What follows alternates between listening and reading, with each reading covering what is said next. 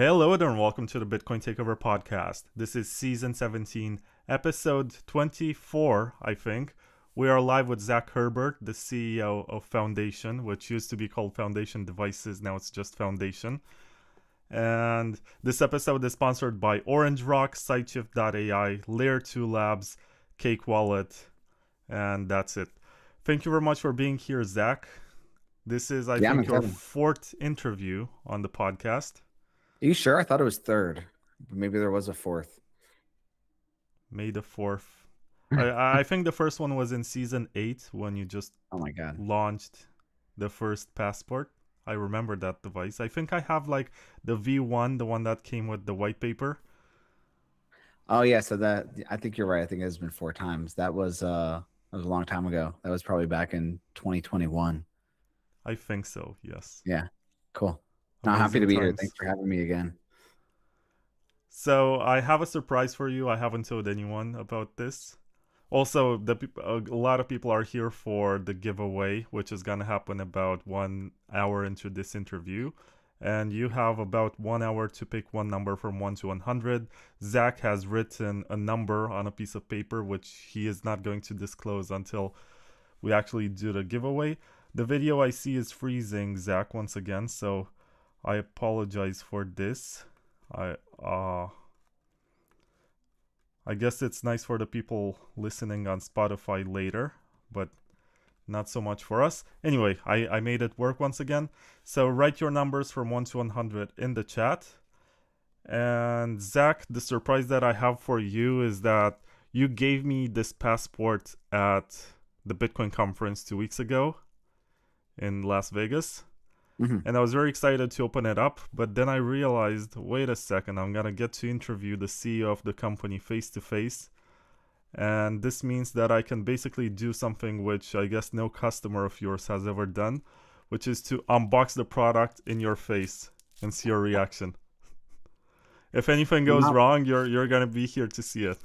Now I'm scared because there's that like less than 1% chance, right, that something's gonna go wrong. Well, this is it. It's the product that you're selling on your company website. It is. It's the Foundation Devices. It's not Devices anymore. I keep saying it because I remember when it was called Devices still. It has bubble wrap around it for those of you who like ASMR. I was going to say you could do a nice ASMR unboxing right now. Yeah. And I have a scissor here that I'm going to use for opening. It's not the most elegant way. But I'm gonna try to. Surprised that we're gonna like vibe code an app on the. I was thinking about that, but it's too boring and time consuming. Maybe next time we can actually vibe code with Claude. You sent me the SDK actually for vibe coding. I was thinking I can put like a Bitcoin Takeover application on the device so that you're able to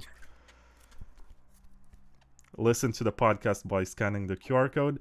I like this. It's really cool. It's black and white on different sides. It has the Foundation logo, which, by the way, while I open this up, can you mention like the inspiration that you got from Asimov's novel Foundation and how it's related to this? Man, that's such a niche question that shows that you've been around for a long time too. Or maybe I'm just a nerd. Yeah, no, we actually, I'm trying to think back to, I think 2019, I was coming up with the idea for the company and the naming. And I was so excited that no one had used the term Foundation back then for any company name. And I was a big fan of the Foundation Sci-Fi books. And the general idea was that, you know, if you, not that I want to spoil the plot of Foundation, the sci-fi novels, but, you know, the whole universe is crumbling. Oh, wait, you got to, this is too exciting. This is way too exciting. Oh, at least it's the right color. Thank God. It's the white one, which I insisted to get because everyone seems to like the black version. It's very simple. Like you just open the box and you find the hardware wallet here. It looks like the black one here. Yeah, a smartphone from the golden age of smartphones when they were actually different and they felt different. And it has this curved edge on the sides, which feels interesting. Let me open this up. I hope I don't need to charge it. And it has some... We'll see. Oh, it We did call it start up. rails on the side. Makes it easy to pick up off of a surface. But no, just with the name foundation and the Asimov stuff, I was kind of nerding out and thinking about how they were establishing this new planet at the edge of the galaxy to try to reduce the time of like the dark ages that were coming. I don't know what it was supposed to be if they didn't do this whole, establish this foundation at the edge of the galaxy, but it was going to shorten the dark ages to something like 10,000 years. And I saw a lot of parallels with Bitcoin about like, Bitcoin and adoption of Bitcoin getting us through like a tumultuous, some people call like the fourth turning stuff, but like Bitcoin getting us through a tumultuous time and wanting to kind of transition everyone to this, like at that time, we were using terms like decentralized internet, Bitcoin powered decentralized internet. And I just really like the idea that it can kind of act as like it's almost like an arc, or like a lifeboat or something for everyone, trying to get everyone out of the current system and into the Bitcoin system. And so that's a bit of the Asimov inspiration. That was before Apple was doing the Foundation TV show, so it also wasn't as mainstream back then as it is now. And that show's terrible, by the way. I don't know if you've seen it. No, I haven't watched it. I do have the book in my library Yes. left over from my dad, but I would lie if I said that I actually read it. I've actually read the Wikipedia summary, but yeah, You should read it. It's good. I started this up. I'm actually reading the terms of service. Once again, before you say something, Zach, let me fix up your audio. It's going to be one of those episodes where people say I'm muting my guest, but I'm actually not. Anyway, yeah. So I've actually read the terms of service, and it says stuff about what happens if you lose your keys, that Foundation is not responsible, and you should store everything yourself, and transfer. Oh, this is interesting. You may transfer or sell Passport Prime to another person provided that the transferee agrees to be bound by the then current version of these terms available on our website.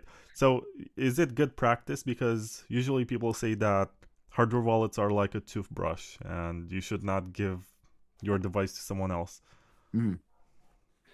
I think for Passport Prime, we made a bunch of changes compared to the last two generation devices, and you actually have the ability now to factory reset it if you want. So you could factory reset it, wipe everything, and give it to a friend or family member. I'm pretty confident in how we handle like that erasure process of everything. And there's like nothing stored at all unencrypted on the device. Everything's encrypted by the master seed. And so if you wipe the device properly and it erases the master seed from the secure element chip, then you can be really confident that no one can get anything off of it and that it's safe to sell or give to a friend or family member. So we put a lot of work into that, because one of my biggest complaints about the past two generations of Passport is that you couldn't factory erase it. Like it would you could never clear the pin, and if you got the pin wrong too many times, it would brick the device instead of reset the device. So we fixed all that with Passport Prime. It's also interesting that the first interaction that you get with the device is this QR code. Is it safe to show it to the camera? Is the QR the same, or is it unique to the device? So the first static QR code is safe. It just advertises, and you're kind of hard to see it on your camera. Yeah. So the static, it's like messing with your background as well. There we go. So that static QR code basically tells your phone, like, this is a Passport Prime, this is the color, this is the version of the firmware that it's running, and this is the Bluetooth address, so that your phone can automatically like connect to it via Bluetooth. But then once that Bluetooth connection happens, it will initiate an animated QR code, which is more private because that's how it bootstraps the entire Quantum Link end-to-end encrypted connection on top of the Bluetooth stack. So I would not show the animated QR code. Not that anyone could probably really see it on your camera, but if all goes well, you should see the animated QR code once you do the Bluetooth connection. Yeah, and I apologize to the people who will be listening to this on Spotify or Apple Podcasts, but you're not gonna be able to see what's happening. But check out the YouTube version. Like, yeah. I've already downloaded the app, and it says welcome to Envoy. Something that I actually tried before downloading the app was clicking connect your device, and it doesn't seem to work without downloading the app. Yep. So basically, that QR code took you to what we call a deferred deep link, where it checks if the app is on your phone. And if it is on your phone, it'll just go ahead and open the app and establish the connection with your permission. But if the app is not on your phone, it'll take you to the URL, which will take you to the App Store or Play Store to download the app.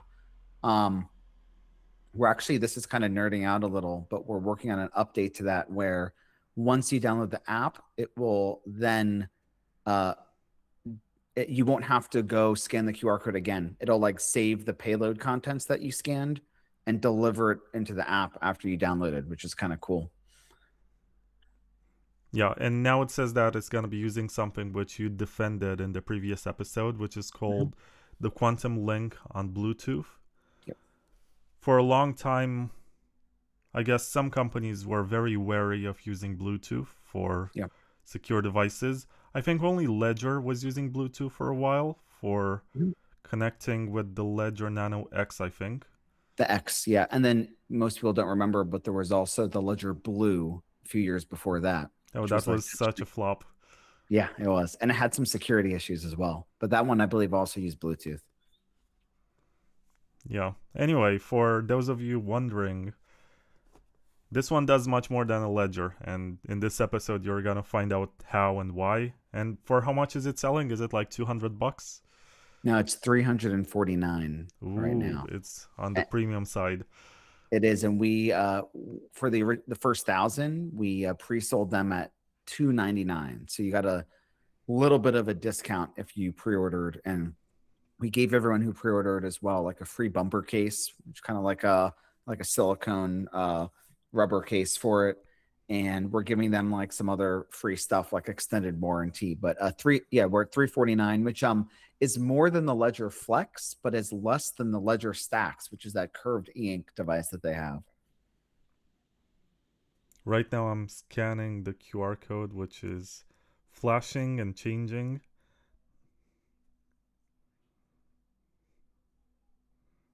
I guess. Yeah, I'm on iPhone, but let me fix your video and audio once again. Because for some reason, after I update OBS, and it happens automatically sometimes, I get this issue. Is an open source software a dream? It is. Like, if you don't like it, fix it yourself. That's how it works with open source. Yep. It's just that I was not aware of the issue before starting this. Okay, so it's moving, it's scanning. Yep. I wish I could show, but you said that it's not secure. So it's basically bootstrapping your entire post-quantum encrypted connection. And so the key that I'm not exactly sure if that key is thrown out or not, but we're working on the V2 version of the Quantum Link protocol right now, where you do it all from a static QR code, which is really, really cool. So like within a month or two, if you get a Passport Prime, you won't have to scan the animated QR code. It'll just be a single static QR. And I think it uses like a ephemeral key to bootstrap the connection, in which case, like once the connection is established, it doesn't matter if someone saw that QR code. Like it's still secure, but we don't do that, I think, with the V1 protocol. So I would say you probably should not show folks that that QR code. Now it says that I should update to the latest version of the firmware. Now it's at 1.2.0, and the new one is to, I think, is 1.2.1 apparently. Yep. The only time we force you to do an update is during the initial setup, just because sometimes it fixes like important bugs, you know, or stuff like that. And then after you do the initial setup, updates are, you know, at your preference through the device UI. So the way that this works, I guess, is that my phone downloaded the update, and now it's sending it to the hardware wallet via Bluetooth. Exactly. And it's not just it's using the Bluetooth connection, but even the update is being sent through our quantum link protocol. So even like the firmware update itself is broken up into chunks that are encrypted, right? With this post quantum encryption. It uses it used to be called Crystal's Kyber. Now it's the professional name is MLKEM, and it's kind of using the Bluetooth connection to send those chunks, but that encryption is established directly between the Envoy app on your phone and Passport Prime. So even if the Bluetooth chip was malicious in some way or compromised, it does not know what it's sending. It's just forwarding encrypted blobs, right? Like these encrypted packets. It's really cool tech. The V2 version of the Quantum Link protocol that'll come out in a couple months, we're switching to AES 256, I think, which is also technically post-quantum secure for the actual streaming, and we'll have more streaming and faster performance. So we get hit with the slow Bluetooth performance, then we slow it down even more with Quantum Link. So it works really well for most things. Firmware updates are relatively they're okay. I think you're already rebooting because it installed, which is great. The update for 1.2 to 1.21 is a pretty small update. It just fixes a couple early bugs we had. Right, so now I have to set up a 6-digit PIN, and Yes. then I'm gonna be good to go. Of course. So you could do a 6 to 12-digit PIN, or if you wanted to, you could switch to an alphanumeric password. One thing you'll probably notice is that you get some haptic feedback on the device. Oh, yes, I am. Which is great. One of my biggest gripes with Ledger's new touchscreen e-ink devices is that there's no haptics. And so they have a speaker inside to give you a little click sound whenever you tap a key, which works like if you're in a quiet room at home. But if you're not in a quiet room, it's really, really uncomfortable, in my opinion, to type on one of these Ledger e-ink devices. And we were trying to go for more of a mobile phone type, smartphone type user experience with Passport Prime. And so the haptics was very important to us. Okay, now it says that I should create something that's called the master key. I guess some of the stuff that no, you're not moving. I was thinking that your video froze again, but I'm happy that it did not. I'm paranoid I'm right still now. here. You're nervous about the video. I'm nervous that something's going to go wrong during your setup. So yeah, we're both I was going to say this, that we're very friendly to each other, and some people might watch this and be like, oh, this is a paid interview or something. I'm a shill or whatever. Oh, it froze just now. I'm happy that it froze while I was talking, and not while you were talking. Anyway, if anything goes wrong, this is live, and I'm very much willing to share it. And I think NVK is very much willing to turn that into a short clip afterwards. So the stakes are high. If I was paying you for this, Vlad, I would not have had you do a live unboxing of the device. I guess nobody likes this. But I've also done it, so for the record, I've done it in front of the new CEO of Trezor, and he's not even new anymore. It's been like 3 years, but in my mind, it's like that. No, it's good. I'm glad you're doing it because it's fun to talk about some of the small stuff that wouldn't come up, right? Like the nuances of the updates, the Bluetooth stuff, the quantum link. I can answer any question for you as detailed as you want to get. Right now it says that for the magic backup, and I want to ask you what's magic about it. It says I'm gonna need 1 key card and the Envoy or 2 key cards. What is the key card? And in the meantime, I also want to mention that inside the box, you have this double-headed USB-C cable, and this, which I guess has the manuals, and maybe some piece of paper where you can write down your seed. That's sort of standard. Yep. Oh, these are the key cards? Yes, they are. There's okay. We give you 3 of them just in case you don't want to do magic backups. But for magic backups, you only use 2 of them. So basically, it smears your seed into 3 parts, and 2 parts are stored on key cards, and 1 part is stored through the Envoy app on your phone directly in iCloud keychain. Yeah, I was just gonna say that if you're gonna do the magic backup and you have these cards that were given to you in the box, try not to keep them inside of the box because it sort of defeats the purpose of doing this in the first place. It's like there was a joke about Ledger users for like, oh, look at me, I'm using this state-of-the-art security device with a very advanced secure element chip that you cannot crack, but all you have to do is just type a pin, which is my birthday, and you're gonna have access to all the funds. Well, in their defense, you only have 3 attempts before the Ledger device wipes itself. I cannot tell you how many times I wiped a Ledger device back in the day, and then sat there trying to restore the seed, with those 2 little buttons for like 30 minutes. Yeah, so if you're gonna use the magic backup with these cards, which look very slick and feel they don't feel plasticky. I kind of like this. We should do.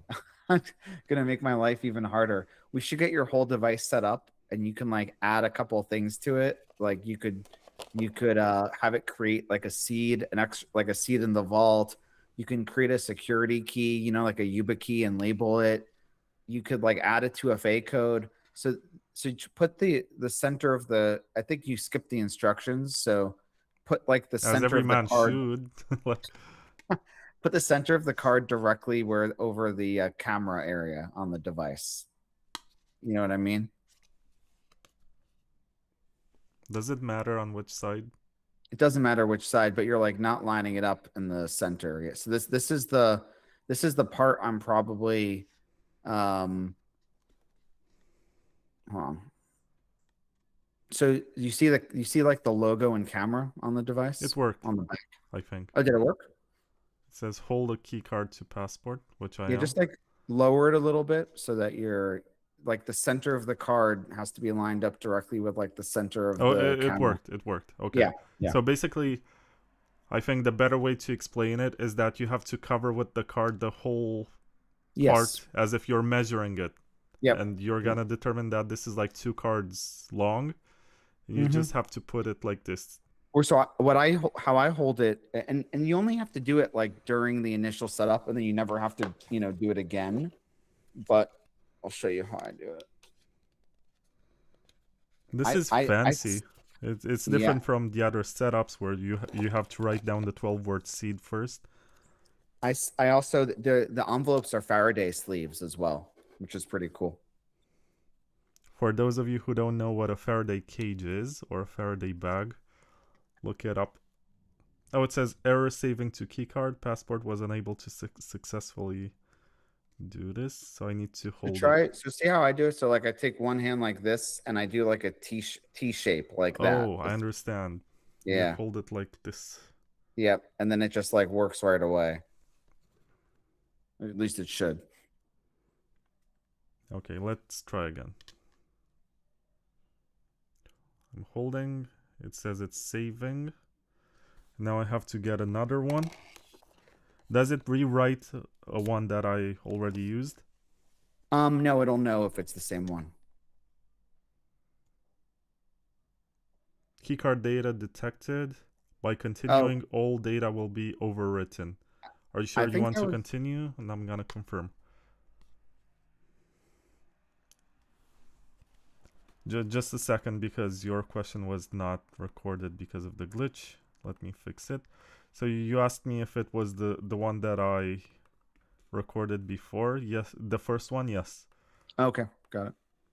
So it says I can overwrite the data on this one, and I confirm.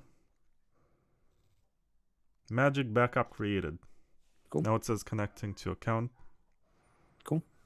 So that's just basically setting up the initial Bitcoin account in the Envoy app. So Vlad, I was going to say what we could do is we could set up the device, and then you could factory erase it, and then you could restore from a magic backup and see if all your stuff comes back on. Oh, that's amazing. So that's why we call it magic backup. It's like iCloud recovery, but for Passport, right? So like, except files that are stored on the device, any of like the settings and configuration, any of the stuff you add to it is all backed up automatically and fully encrypted. And then you just tap one card and it like restores all of it. So that's why we call it. I actually think it's I would argue it is like a magical experience. Even in our team, when like some of the team members did it for the first time, they're like, holy shit, like this thing actually worked. Like you set it all up, you have all your security keys and your seeds and all this stuff on there, and then it just restores everything. Right, so I am in the main menu right now. It shows me the Bitcoin price, which I guess it fetches via Bluetooth from my phone, because Yep. this is not connected to the internet under any capacity. Yeah, let me give you a preview. I think I gave you at the conference a preview of the new UI, but I'll preview it as well to those folks who are watching the live streams on X or YouTube. So the UI that you have right now is like it's like I call it tile based, where it's not really designed for third-party apps. It does say third-party apps are coming soon and has like a little advertisement for developers, you know, on there who are interested in building third-party apps. You looking at me right now with the camera? Oh yeah. It has a camera. I gotta check if it's any good. Oh God, my battery just died on this one. All right, I'll just show you this. This is the new UI that's going to be launching in the next few weeks. And so you can see it looks more like a phone. It looks like a BlackBerry. Got to get a keyboard on there. So we have like a grid of apps actually, which is really cool. Oh, one of the apps I have on here, I was vibe coding. I was getting Doom running. I have the whole Doom like it's not the actual full Doom game, but I had like a test platform where I was testing all the controls. So I was having fun on this one. And then GPT, without me asking, made an app that it called Entropy Forge, where you can like do dice rolls or coin flips, and it'll tell you how many bits of entropy it has. And it made it without me asking it to, just for fun. So anyway, I know I'm getting ahead of us a little bit, but yeah, I want to show you that there's some cool updates coming in the next few weeks for like the way that we call it the launcher or the home screen, where you get to see like a grid of apps, a little bit more like how you see on your iPhone or Android phone right now. Yeah, this doesn't feel much like a hardware wallet. Does it? But it doesn't feel like a phone either, because it doesn't have the features of a phone. Our most common question right now when people like see it at the at the conference, for example, or they get their hands on it, is they ask us if it's Android. Well, when you pull down this menu right here, it does look like Android. So yeah, I guess that's why. Yeah, and I think folks are used to the idea that like either you have Android and you get that touchscreen experience, or you have like a janky homegrown hardware wallet type firmware, and then you know it's kind of like crappy and you feel that it's crappy. And we wanted to try to make it closer to the experience you would get from like a phone, because it's fast, it's familiar, it has real graphics, you know, it has a real user interface and apps and everything like that. But as you know, Vlad, like it's not Android, it's our own operating system we spent 3 years building called KeyOS. And it's really cool. It's really different from everything else out there. And so that's, if you were to ask me like what I'm most proud of with this whole thing, it was the operating system. Like just getting the operating system on this device where like you could swipe down from the top and it's like fast, you know, like I remember like a year plus ago we were working on it and it was so slow and I was like, yeah. Oh, there we go. I was so nervous. I was like, are we gonna be able to make this thing fast enough? So, I mean, we're able to, I think, make it fast enough. But it was a pretty huge undertaking. That's also why it took us 3 years to make this thing and why we were almost a year late, you know, shipping to the first pre-order customers, because this was a huge amount of software work along the way. That's also something worth mentioning, that you guys were usually late with delivery, and this time around you were actually able to send it to everyone on time. No, we were late. Still late? No, we were. Let me fix your video and audio once again. I'm happy that you don't talk much, because otherwise you would get interrupted by these random crashes. But yeah. I remember with the first one that you were sending, even months later, you were sending information about the new batches that were shipping. Yeah. And I guess it was difficult. You guys launched very close to the pandemic when microconductors and chips were still Yeah. scarce and manufacturing was not as reliable as before. So, You know, we got delayed originally because of a lot of issues with the supply chains with COVID. We actually incorporated the company on the first day of lockdowns on in March of 2020. But then we historically, I would say pre-orders are really hard. And I don't think we're ever going to do pre-orders again because it's really hard to estimate, you know, when you're actually ready to go. And this was such a huge amount of work that went into this new, you know, Passport Prime device. But I mean, we are in stock and shipping next business day now, so I'm really happy about that. You know, we have a good amount of stock. I hope we're not going to ever be out of stock ever again. well, being out of stock would be not such a bad problem right now. It means you would sell everything, which would be cool. I want to ask you, is it possible for me to remove the back cover so I can see what's No, inside? no. So that's another thing. It's a choice we made with this device that's quite different. I don't know if you know this actually, but we have an active tamper circuit running through the device. So if you, it's all glued together, you know, kind of like a modern day smartphone. And one of the downsides of that, of course, is that you can't remove the battery like without ungluing the device, like kind of like how you would replace the battery in a smartphone. Um, but the upside about that is this thing has an always on active tamper circuit. And if you try to take the device apart, it will wipe your seed from the device before you can get it apart. So it's always has like a little bit of the battery and the chip is in like an ultra low power mode. And it's literally sending a signal through this active tamper circuit that is going through multiple pins that are touching down on different parts of like the chassis or the screen. So if you were to try to open it from the front or the back, it would release that pin that's like being held down, and it just wipes the seed off of the secure element like within microseconds. And even if you tried to cut the power, it would wipe it as well fast enough. And another fun fact: if you were to try to freeze it with like liquid nitrogen, which is one of the techniques that's often used for defeating these kinds of tamper circuits, it would also detect that temperature change and it would wipe the seed as well. After how many failed attempts do I reset the device? I think it's 10. Okay. Are you about to reset it? I think I want to because you said it Wait, could be interesting to recover from the two cards. did you set anything up yet though? Like did you what I would recommend doing is I would recommend creating a couple things and like naming them within the UI. So like you could create a new security key and give it a name, and then you could go ahead and like create a seed, for example, in the Vault app, and then you can give that a name, and then we could go into settings and make sure that you run a backup and that it says that the backup was completed, and then we could wipe it.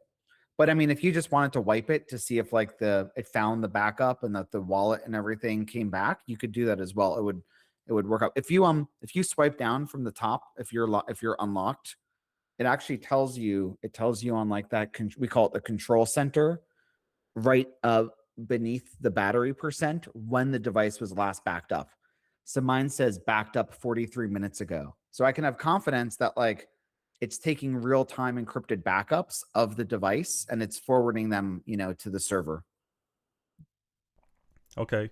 Something else that I want to remark is that it does show the date and the time after I lock the screen, which makes it feel more like a phone, to be honest, but it also reminds you that this is syncing to your phone and that's where it gets the information. And the date and time is required for 6-digit 2FA codes, which is one of the main features of the device, you know, because I did not think. I did not feel safe with certain 2FA codes stored in Google.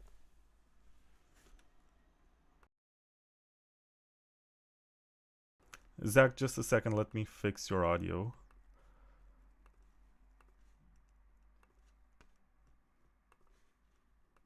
Okay, you can say that again, please. Yeah, so the date and time is needed for 6-digit 2FA codes.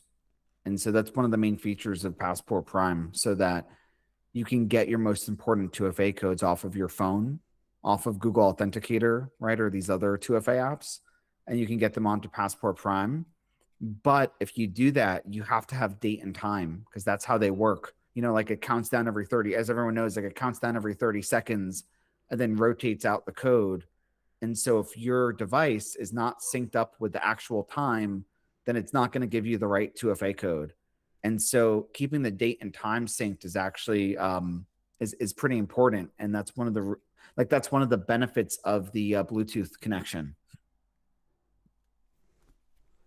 Okay, so right now I'm just creating security keys, and I'm also gonna create something in the vault just for fun, add new items.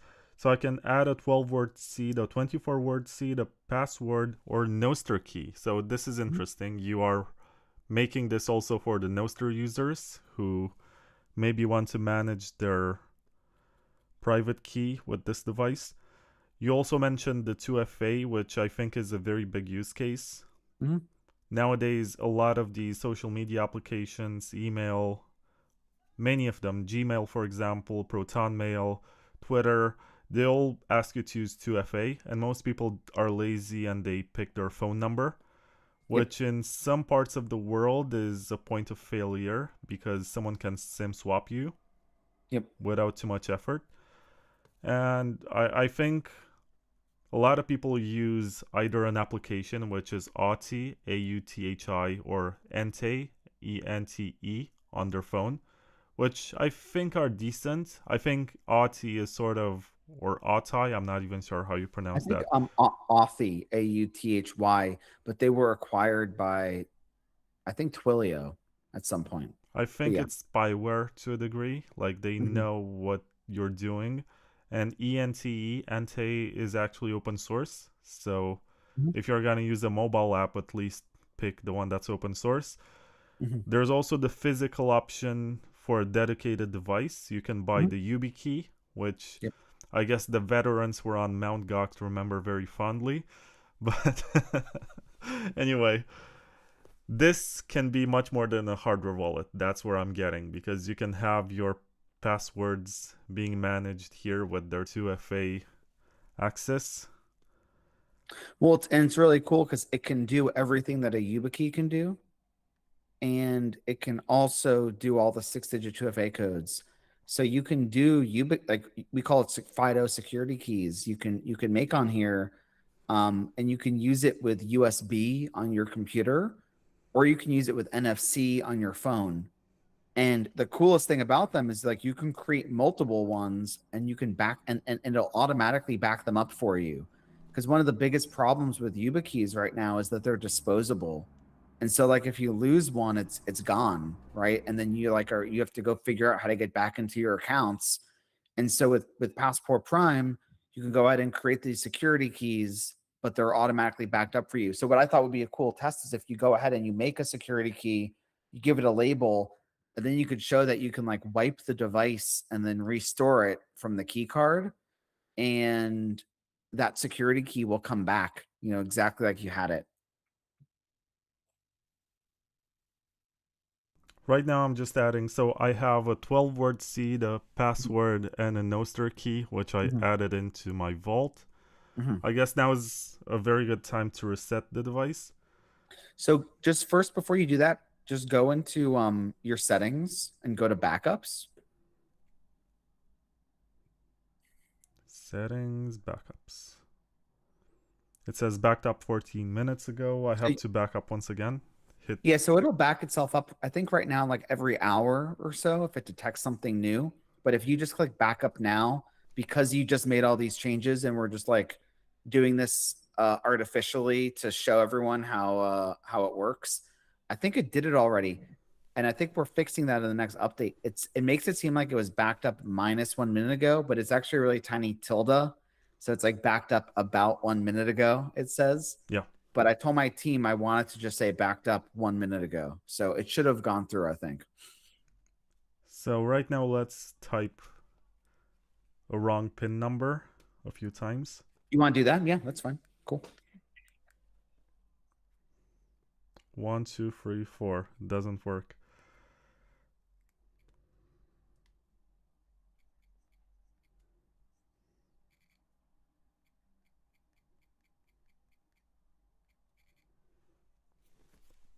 Zach, wait a second. Let me fix your audio once again. So you're talking about getting the pin wrong too many times. Yeah, so if you like erase it by getting the pin wrong too many times, 10 times, it won't actually erase it. It'll just delete the seed from the device, but all the data is still there encrypted. And so you could actually just prove that you have your seed, and then it would unlock. So you'll see actually when you get to that screen, when you get the pin wrong too many times, it'll give you the choice to either provide your seed or your master key with the key cards, or by typing it in if you had your seed saved, or you could say just erase the device. So I think for this demo, we should just erase the whole device, because it's going to be more fun to see it like restoring a magic backup. Okay, so I was able to unlock it. Let me go to the settings. For the record, in the settings menu, you have connect to Envoy, settings, backups, and also update. These are the options that you get. Would be cool if you had something for... Oh, you do have something for... Oh, you have a dark theme. I love it. We do, yeah. Ah, it's so much better. Yeah.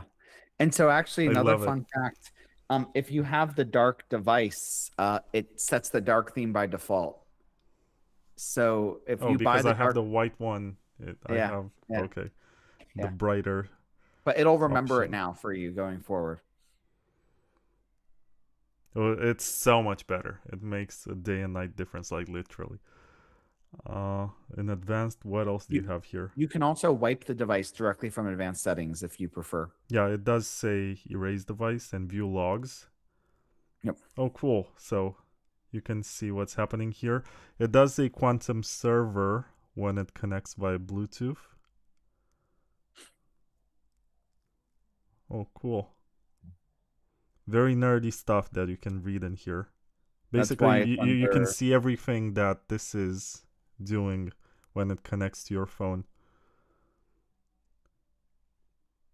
You can see the speed of the connection. Yeah, we have a lot of that because if you ever have any issues and you talk to our customer support, we can ask you to give us the logs. And the logs, as you can see, they don't have anything like private in there, and it never will like reveal any private information or like, you know, seeds or anything like that. But if you're having any issues with like connectivity, it's really cool because our support can just like ask you for the logs, and then we can have a better sense of like what went wrong and be better able to help you out.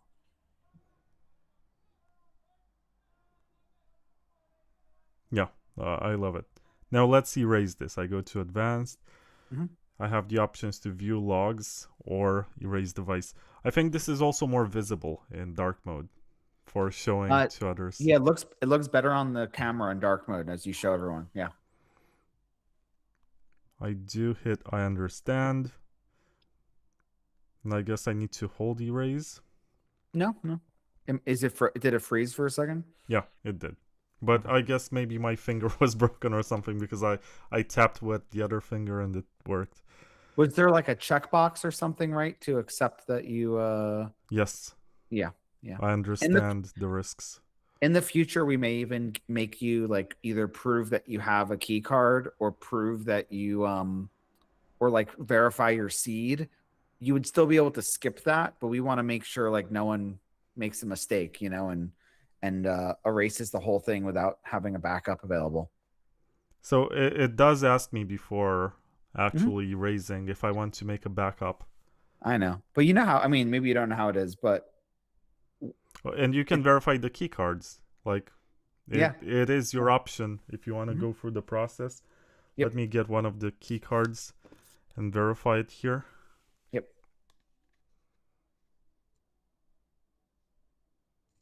And you feel the little haptics as it verifies, like, Oh yeah, yeah. it's vibrating. We're actually saving on the key card. The key cards are aware that they're part of the same like Shamir backup set. So there's like a unique hash so that they know that they're part of the same backup.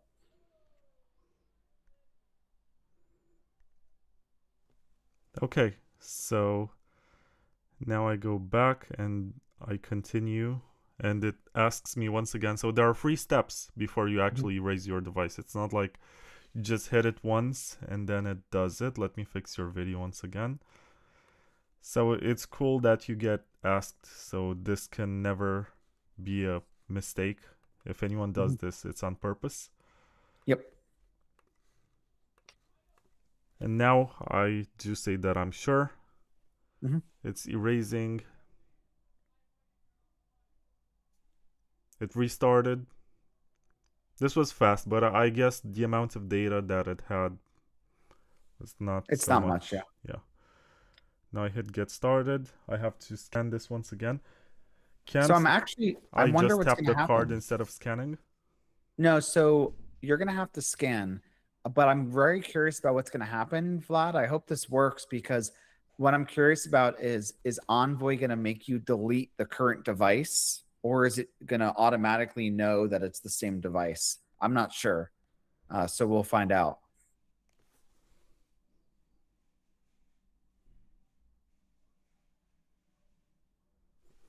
Oh, so it says I should scan this with Envoy, not with the camera, Yep. which is fine. But where do I scan this? Here. Interesting.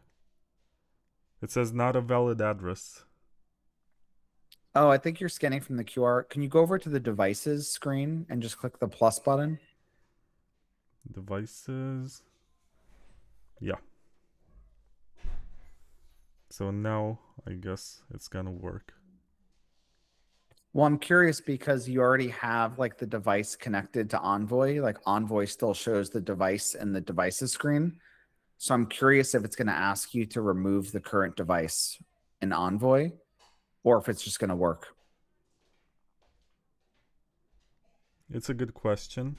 We're gonna find out very soon. It scanned like 99%.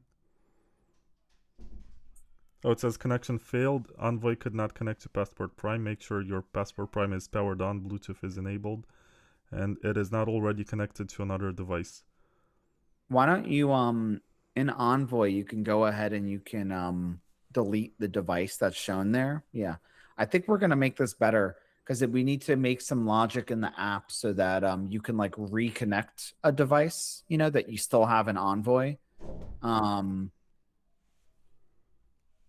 But this should work once you delete it in Envoy. I hope.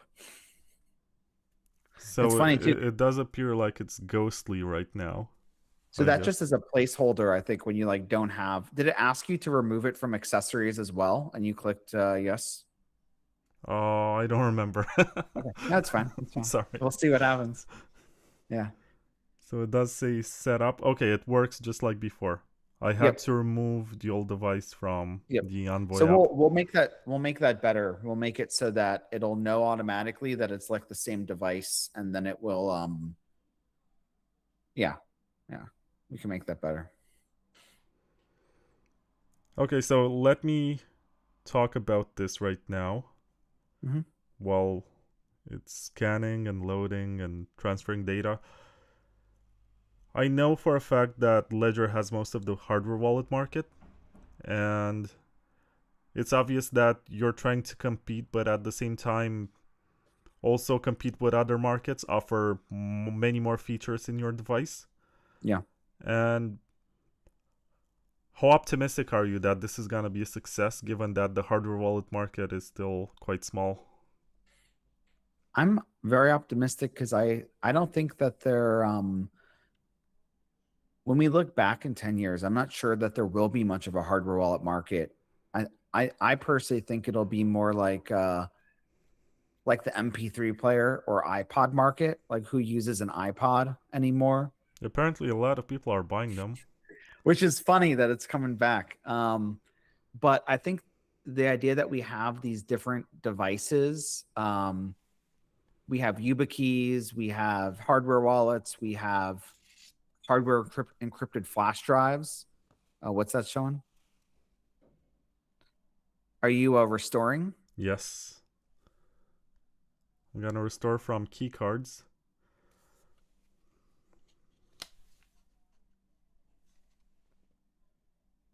Oh, you missed the chance to put it back in dark mode during the initial setup. Oh no. It's still hard to see because of that. Yeah. It's fine. I'm gonna hold it like this. Works. Scanning. So this is NFC, right? Yeah. So it's funny if your finger is behind it, it can actually mess.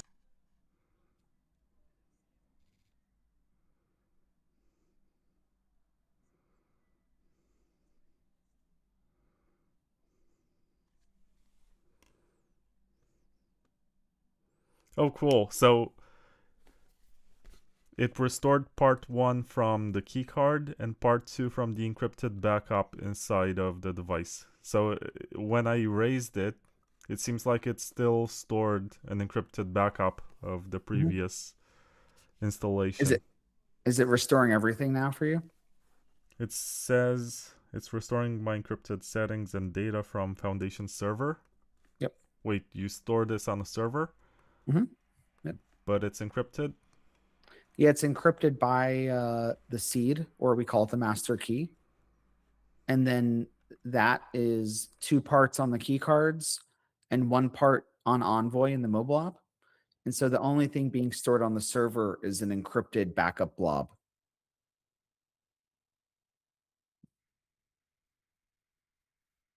It's like there are multiple data endpoints, and there is something on your encrypted storage, there's something on the card, and there's also something on the Foundation server.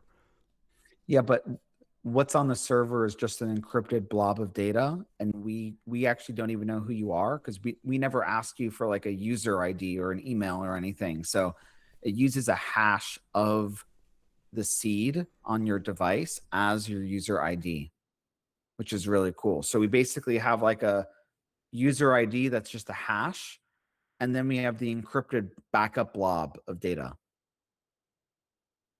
And so if any law enforcement went to us and said, you need to give the backup for, Vlad, we would say, we don't know, which backup is Vlad. And even if we did know, it's just an already encrypted blob of data that was encrypted on Vlad's passport.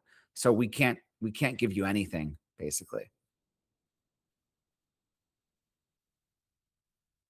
I do want to look at this because in the App Store, I need to confirm this. What's the name of your app once again? Envoy. Mm-hmm. Envoy, not Envoy. So it does say in the App Store what kind of data you're storing about the person downloading the app. It's Envoy by Foundation.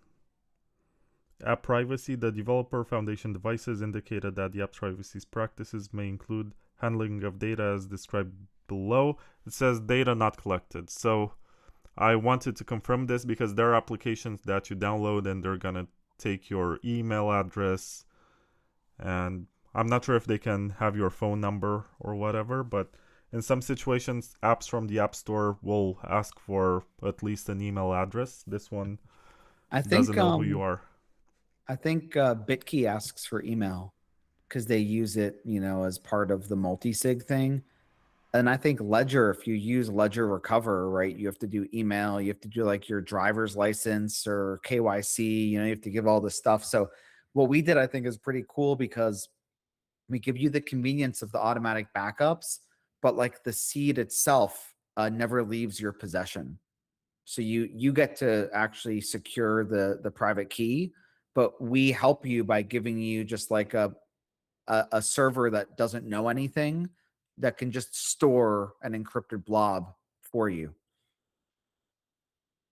Yeah, it's cool that you make it convenient without major trade-offs. Mm-hmm.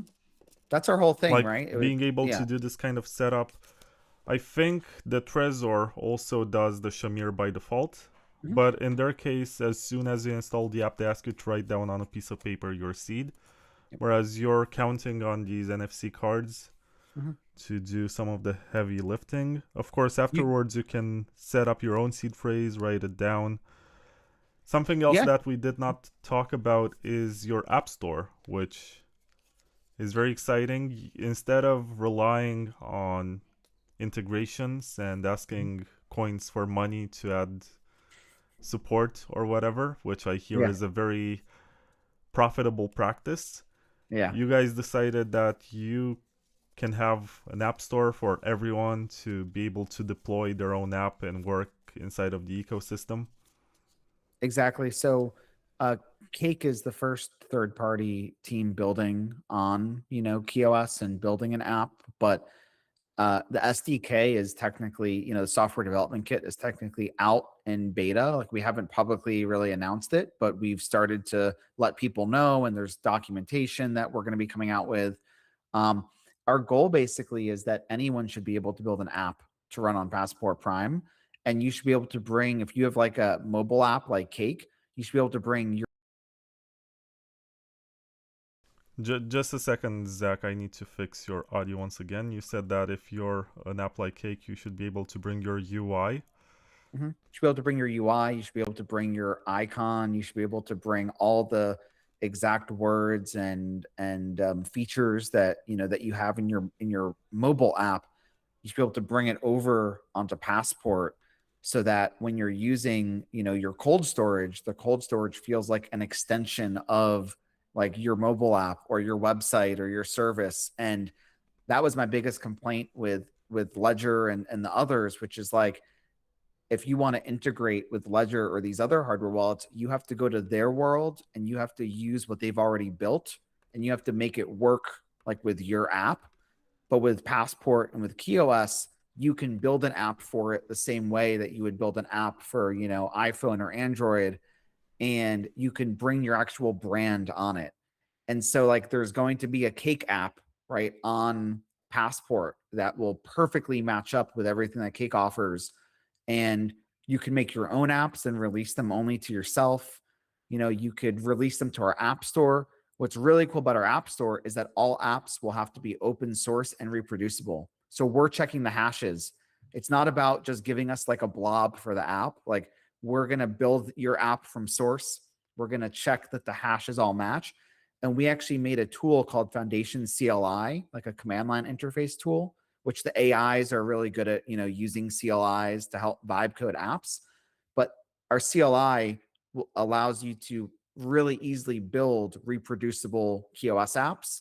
And with just like simple commands, build the app, release it to the app store, make sure it's reproducible, set up your UI, set up your functionality, and we include a simulator as well, so that you don't even need a device if you want to start coding or vibe coding. You can just use the simulator on your computer and simulate the entire app. So I'm really excited about that, because you can't really build an app for Ledger. Like you were kind of alluding to, you can make like a coin for the Ledger live store, but you have to maybe pay them, and you may have to wait a very long period of time. And the reason we're able to accomplish this is because all apps on KeyOS run in a sandbox. And so like the Cake app is not going to have access to your master seed on the device. It gets a hardened child seed that is unique to that app and that app ID. And it runs in its own sandbox, and it cannot get out, from the sandbox within the operating system. And so even if theoretically you have like a malicious app, it can't go do anything outside of its sandbox. And then my understanding of how Ledger works is that all apps access the same master seed. So theoretically, if you had a malicious app on Ledger, it would be able to pull the master seed. And we saw some vulnerabilities earlier on with Ledger where I think it was like the Litecoin app and the Bitcoin testnet app had like the same derivation path as the actual Bitcoin app. And there were some potential like security, issues and vulnerabilities because of that.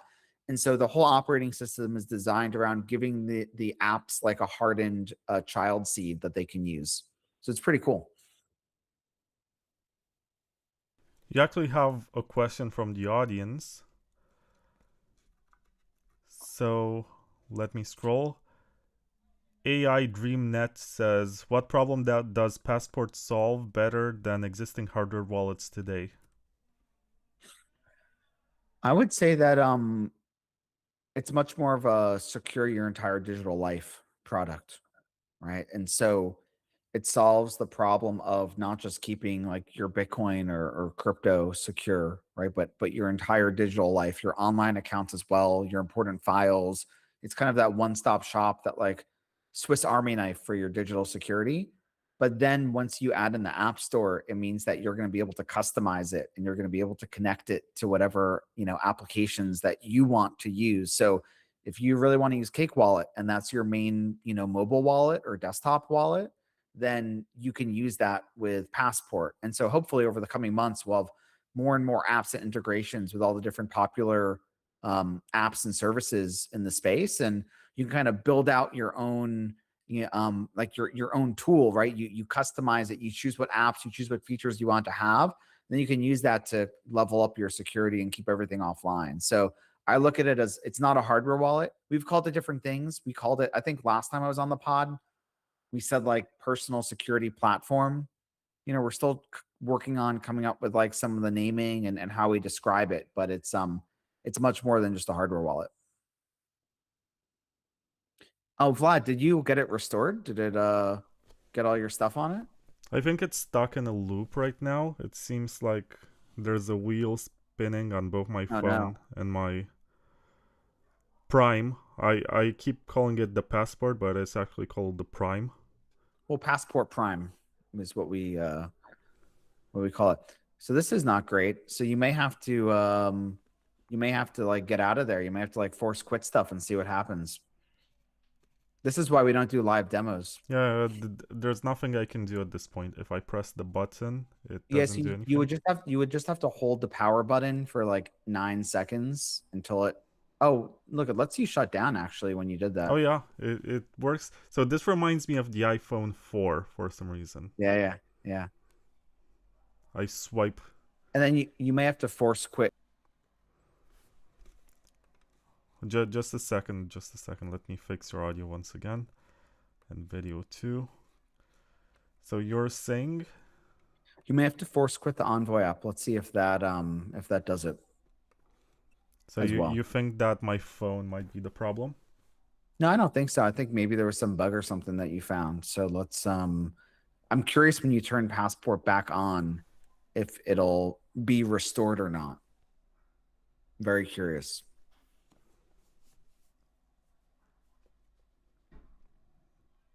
Oh, it shows the time.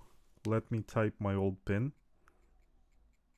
Does it also restore the PIN, or did I set up a new one? I think I set up a new one. I think you already set up a new one before you did the restore. Yep. It's booting up. And you may need to make sure Envoy reopens, because if it was frozen up, then it might not be able to like fetch the Bitcoin price from Envoy if you force quit the app and then didn't reopen the app. No, it asks me to scan once again. Oh, is it back at like the restore stage or the? Yeah, it's back at the restore stage. Okay, so at least you're like back to where it was. Let's just hope that this works. Where did I put the cards? Here.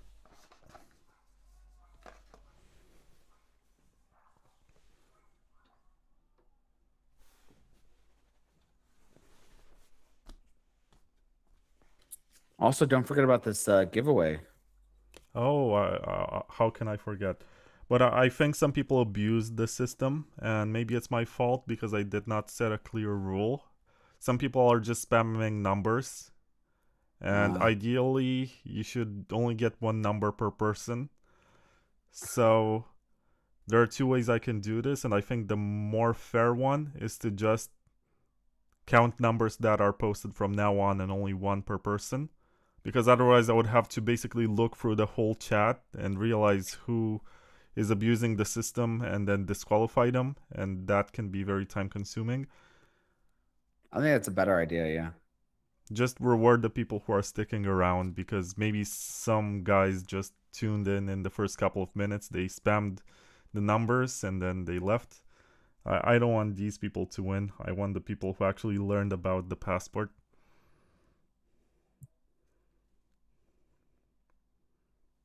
Okay, now it's paired. I have to scan once again.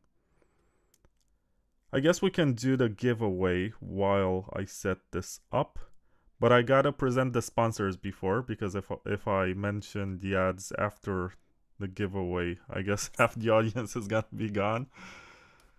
So check out SiteShift, which is the place where you can swap your stable coins for Bitcoin or Litecoin or Ethereum or whatever you like that is actually censorship resistant and cannot be taken away from you.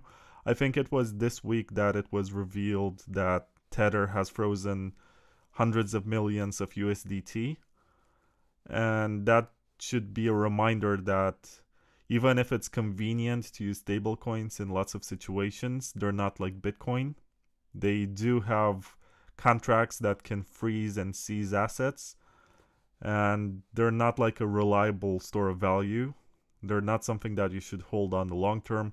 Swap that on SiteShift because they have very good liquidity and low fees. Check it out, sideshift.ai.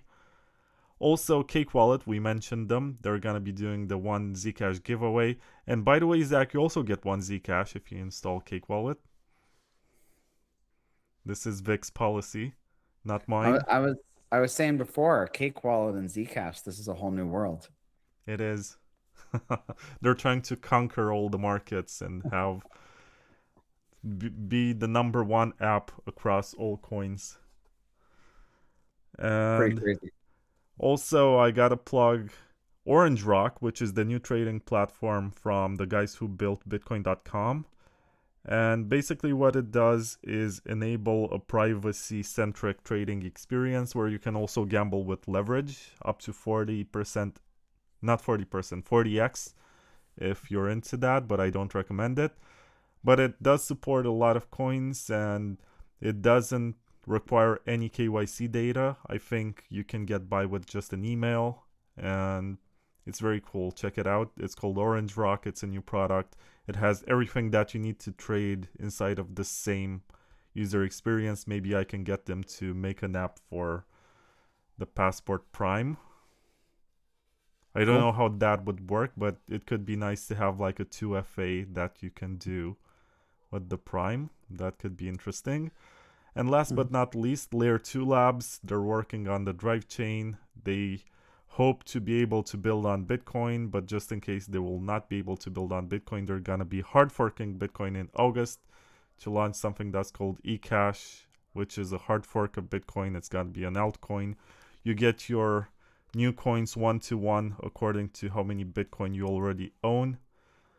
And you can check out more information at layer2labs.com for the drive chain stuff and ecash.com for the airdrop that you're going to be receiving proportional to your Bitcoin stack. What do you think about the eCash fork, Zach? That's a great question. Like, actually, I don't... Is it okay to say I don't really think about it at all? I mean, that's why I asked you. I don't want a manufactured answer. I just want your honest take. Yeah, my honest take is that I just don't really think about it. It doesn't really mean anything to me. And I don't know if he's doing it because he really wants to do it or if it's more for attention. I think it's part of the Bitcoin game theory, right? If you can't get consensus on something, you can essentially blackmail everyone with a hard fork. Right. in a way, I like it. I do believe that this is gonna move things around and get people out of their ossification mindset, hopefully. If it does Yeah, become a contender, I'm open to seeing how that goes also. Because I think it has more potential than Bitcoin Cash. yeah, I'm pretty pessimistic that it will have any kind of success, but at the same time, I fully support everyone's right to go do that if they want to. And I do think that he's triggering a lot of people, and I don't think Bitcoiners should be triggered by this. This is part of the system. This is how it's designed. This is how it's been for, a long time. And if anything, I think, like you said, maybe it'll push people away from ossification. And but I don't think this fork is going to have any chance of any kind of success. I don't know what success would look like, but I'm not too concerned about it. I mean, you're gonna get a free airdrop. You can hold it, you can use it, you can sell it for more Bitcoin. It's up to you.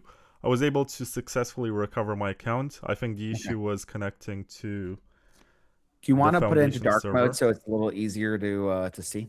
Yes, I'm doing that right now. I think there was probably a bug with the connectivity between the app and the device, and it just got stuck. So that's another thing, by the way. Our Quantum Link 2 protocol, which is going to be out in the next, let's say the next couple months, is a very reliable, very fast streaming protocol. And so I don't think you would have that kind of frozen state, when we push out the big update with Quantum Link 2. Okay, so you guys listening to this, you have like 3 or 4 more minutes to write down your number in the chat before we do the giveaway. I want to say that I was able to recover everything that I saved in the passwords section. I have the 12-word seed, I have the password, which I can see, like account and password. The Noster key, the 12-word seed actually looks good, and it gives me a warning before I try it. Yeah, it's the same one that I saw before. And yeah, it's very unlike most of the hardware wallets that I tried. Mm. And Do you I see why like we it. called it magic backups? I see why you're calling it that, because Yeah. Well, you the don't whole have to point. do much. And I think Yeah. these cards, I don't know how they're gonna age or if they're gonna become perishable in time if you hold them in bad conditions. But I have this Bitbox 02 which has an SD card inside of it. In my experience with SD cards and USB flash drives is that I try to get some of the ones that I was using, let's say 10 years ago, and they don't work anymore because the So we technology is not very reliable. So I'm curious how these NFC you see this? cards will actually age. So for 2 generations of Passport devices, the first 2, we provided industrial grade micro SD cards, which are supposed to have much better data retention and are supposed to be able to survive things like extreme temperatures and radiation. So we have these SanDisk industrial cards. They were much more expensive, and you probably know this.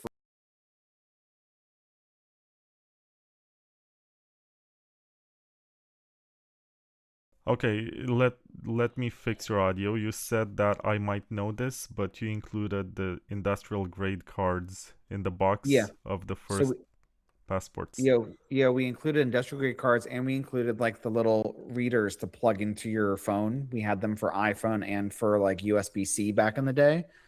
And there were other companies like Cold Card that would make you buy like the SD cards for like $30 or something on their website, and we would just include it with the purchase. And um the NFC cards are supposed to have like much better data retention and longevity than the SD card. And so I think the quoted is like 25 years or something like that is the quoted data retention. And the problem with SD cards, we've had photos customers have sent us where they broke them in half by mistake. you know. And so like even if the I mean, it reminds me of Mandrick's review of the passport, right? It looked like crap after 1 week, and he was like, "Oh, I just used it casually," but it looked like he dropped it like 100 times and put, I don't know, grease on it or it whatever. looked like he And then almost he's drove gonna be like, over "Oh, it. I broke an SD card in half by accident." Like, look at this. How do you break this in half by accident? I'm sorry. It's pretty solid. Yeah, you're not wrong, but I think the NFC cards are good. We're also looking Hi, at doing Mandrick. things. Big fan. We Make more baklava. I love it.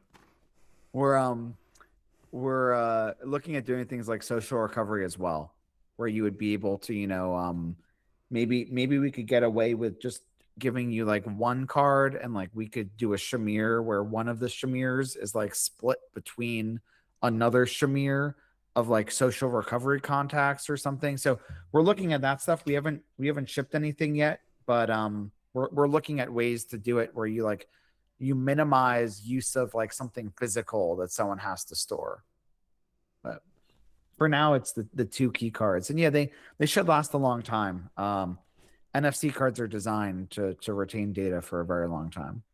But I'm very excited that you got it restored, and you could also see because we're using the device for more than just Bitcoin storage, right? You're storing Bitcoin, security keys, seeds, 2FA codes, like all this important, and also all the app data too, right? Every app is going to have data that needs to be backed up. It was really important for us to figure out the backups part, because it's not like a hardware wallet where you back up the seed and you're done, right? Like there's so much important stuff on the device. So we wanted it to be like you back up the seed, and then the seed is used to decrypt this backup with all your important stuff on it. So it's pretty cool. And I'm really happy with like how it works, because it does feel kind of magical when like you tap one card to the device and everything comes back onto the device just like you had it. Okay, Zach. I think this is a good moment to reveal the secret number. So And wait, what happens if someone has if more than two people guessed? they're gonna split the reward. Okay, okay, got it. Are you ready? Yeah. All right, it's I don't know if it's backwards. Okay, it is. It's 61. 61. Yeah, All 61. the answers from now on will not be taken into consideration. I can see that Jack Reacher 1982 guessed 61. Congratulations, you're a winner. Let's see if someone else guessed 61. Congratulations. But if you type after, so after the reveal, it doesn't count. So stop spamming numbers in the chat. Are people It's spamming not working. 61 in the chat? Yeah. So I'm trying to figure out if somebody else guessed 61. There's a 62 here. We have a clear winner. Okay, anyway, so I did announce that this guy is the winner. Jack. I got quite a few messages in the chat. I'm grateful for you guys. Jack, I'm gonna reach out to you however I can. If you have a YouTube channel, you can just put your socials in the description and I'm gonna contact you, or you can DM me on Twitter. Yeah, there is someone who typed 61 immediately after you revealed it. Not gonna work, buddy. Sorry. If I was smart, that would have been me as Jack Reacher typing 61, and then I could have won myself a Zcash. Yeah, I'm gonna take a better look at the chat to be sure that everything.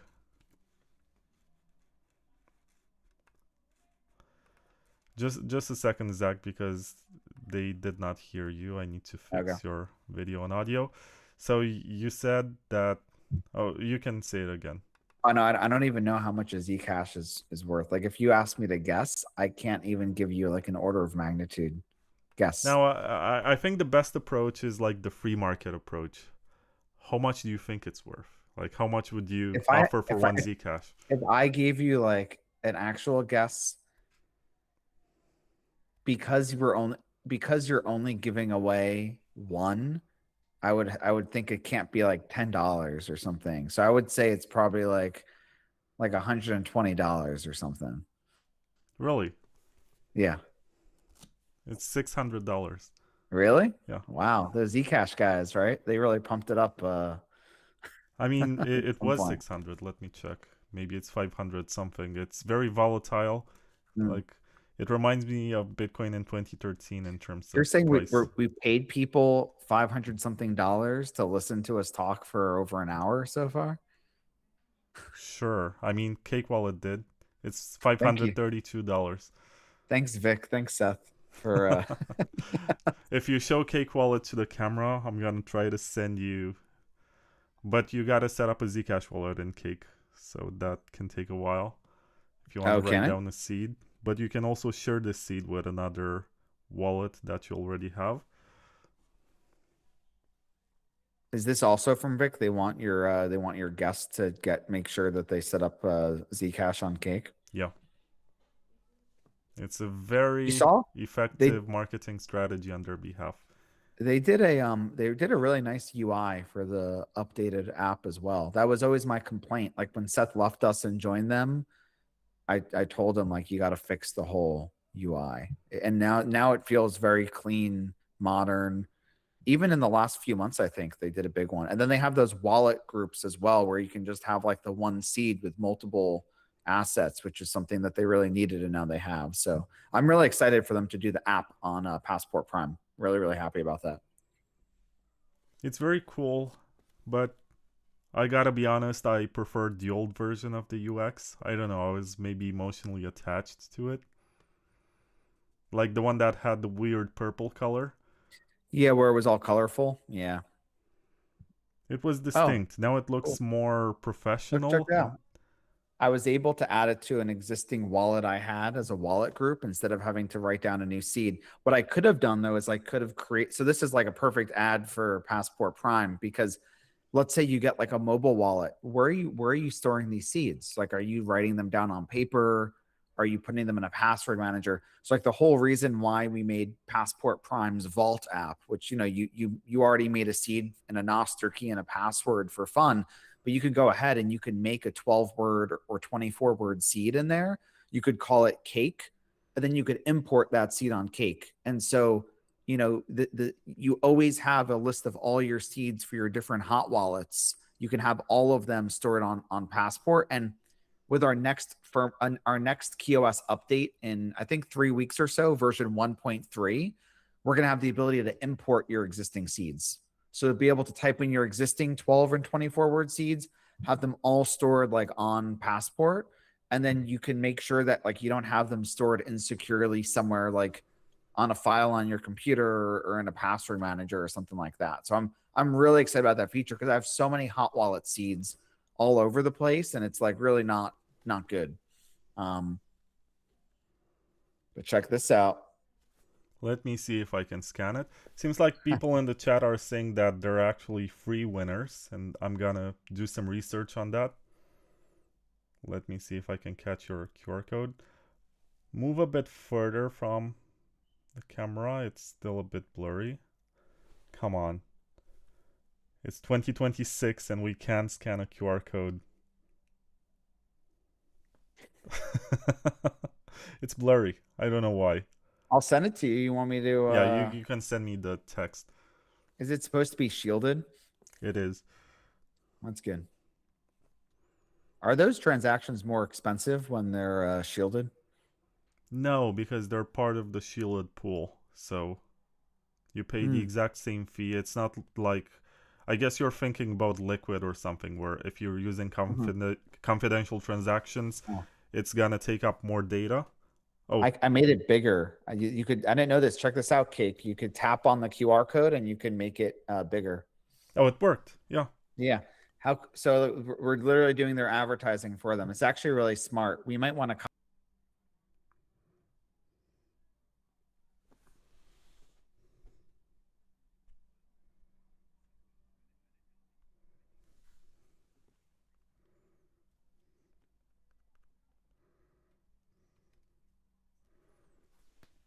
Cake is paying you. I'm just the guy interviewing you. Oh, but that was not caught. Screw this. While I was scanning the QR code, the picture froze and the audio stopped working. So can you say that again? Oh, I was just saying people think that I'm paying you, but really you're paying me. It's funny how this works, right? But it's actually Cake Wallet that's paying. Thank you very much, guys. It's amazing. And it's a lot of money, but Vic seems very confident that this marketing is gonna be effective and he's gonna get very good long-term customers and users. Customers are the people using swaps, by the way. That's how Cake makes money, by swapping between coins. I know for a fact that some people who received, so let me know when you get your Zcash. How long does it take to arrive? They have a 2-minute block time, but Mm. also SPV. And yeah, this is SPV basically. So it shouldn't take too long. It's gonna get broadcast and show up in your wallet. But basically, a lot of people who received it swapped it for Bitcoin. And now I Yeah. guess they regret it because it was like $200, $300 a few weeks ago. And now it's 500, 600. So if I swap it for Bitcoin, Cake gets some of that back as a fee. Yeah, they do. Smart. Yeah. And you learn how this works, and then maybe you're gonna want to swap some more. I mean, if I'm being honest, there's like a 99.99% chance I just swap it to Bitcoin immediately. It's your choice, none of my business. Or I'll hold on to it for when they release their Passport Prime app. Oh, this is cool. I didn't see this feature. It actually says up there, you can't, like up on top, it says 1 block remaining. Oh, it's syncing. Okay. And then it says now, right now, it says 1 ZEC confirming. So it just showed up because it's synced, and it's showing 1 confirming, and it has a nice kind of explanation for what that means when I tap on it, where it comes up and it says it's being confirmed on the blockchain.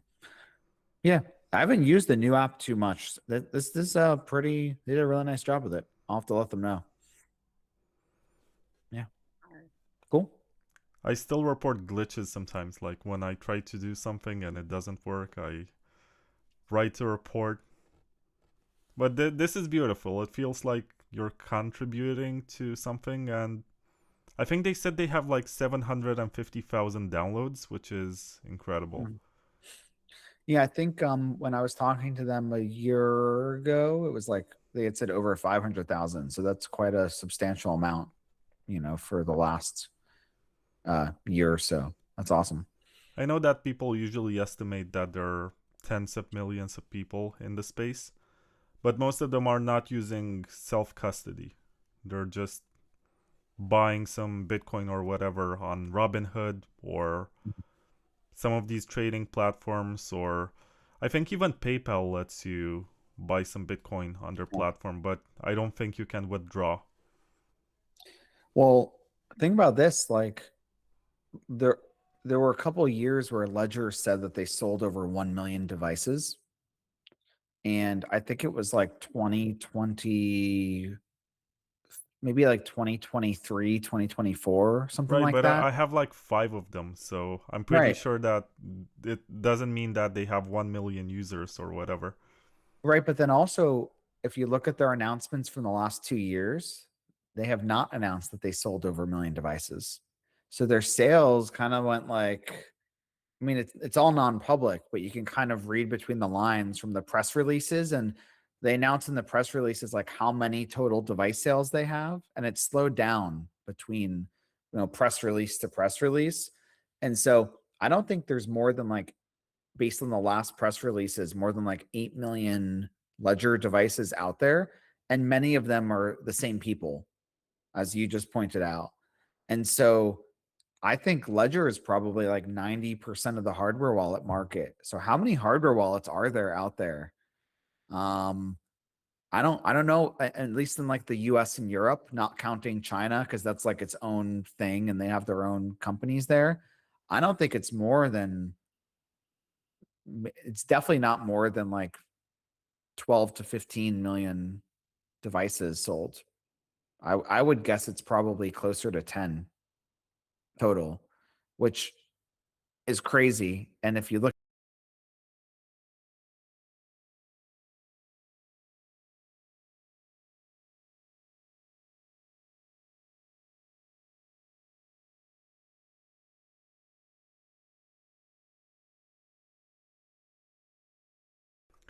You mentioned China, which is its own market, and I did have to double check if your passport, and I gotta fix your audio before I finish my sentence, just to be sure I get the proper reaction. So I double checked to see if the passport is still being made in the USA, which is something that you always took like a badge of honor. You always Yep. promoted that your devices are not made in other parts of the world and this is made in the USA. It does say on the box that it's assembled in the USA. Yep. Yep. So it's assembled in the USA. We've always said that because legally we can't say made in the USA because most electrical components they'll come from like overseas because like chips aren't really made in the US and all that kind of stuff. But like we get all the components to the US. We actually assemble the circuit boards in the US. So like those pick and place machines, you know, that put the parts on the circuit board, that's all happening in the US. And so then all the assembly, provisioning, packaging, shipping, everything's in the US. And so yeah, we still do that. I found out at the conference that we are the only company in the space that is exclusively manufacturing in the US, which is insane to me. And Ledger, if you look at their stuff, Ledger used to manufacture in France, but my understanding is all of their new ink devices, so like the Flex, the Stacks, and the new Nano Gen 5, you know, they all have like the touchscreen e-ink display. They're all made by Foxconn in Vietnam. Oh, Foxconn is in Vietnam? That's a new one. I was thinking. Foxconn's everywhere. Yeah. So Foxconn has expanded outside of China, I think due to the tariffs and stuff. You know, so they're in like other Asian countries. Um, but that's crazy. Like most Ledger users, I think, still assume that the devices are made in France because Ledger did so much marketing early on about like their French factory, and they showed like the people assembling like the nano devices. And when they brought on Tony Fadell to do the new e-ink stuff, they didn't really publicly announce it, but it's very easy to find that it's all at Foxconn now. And that is like, I look at that as kind of a betrayal. And Well, we're I always, think that they yeah. were building in France to begin with because they received some government subsidies and they had some tax Oh, really? benefits out of that. Hmm. So I guess once the benefits ran out, they decided that they should be capitalists and just outsource wherever it makes most sense to keep their profit margin. I have a different theory though. Like when they introduced those e-ink devices and when the stacks with the curved e-ink was delayed by like almost 2 years, if you look at how that device is made, that's a really difficult device to make. And like the internals of it look like it was designed to be made by a company like Foxconn. Kind of like how if you open up an iPhone or you open up like an Android phone, it's really hard to imagine making that in the US right now. And like they have their, you can just say like, oh yeah, this is like designed for manufacturing at like Foxconn or one of these big like Asian, you know, contract manufacturers. And I think what happened is they probably brought on people like Tony Fadell who were at Apple and Nest and are experts in like not only like the design, but like the big, you know, manufacturing hundreds of millions of devices, you know, that kind of stuff. And I think they just told themselves that they have to go over there so that they can scale. But then the funny thing is that I don't think they're really scaling because they haven't announced that they've sold more than 1 million units in a year. So they like moved everything over there, left France for the manufacturing, at least based on public, you know, public records and everything. And they're at Foxconn and they're not selling tens of millions of devices.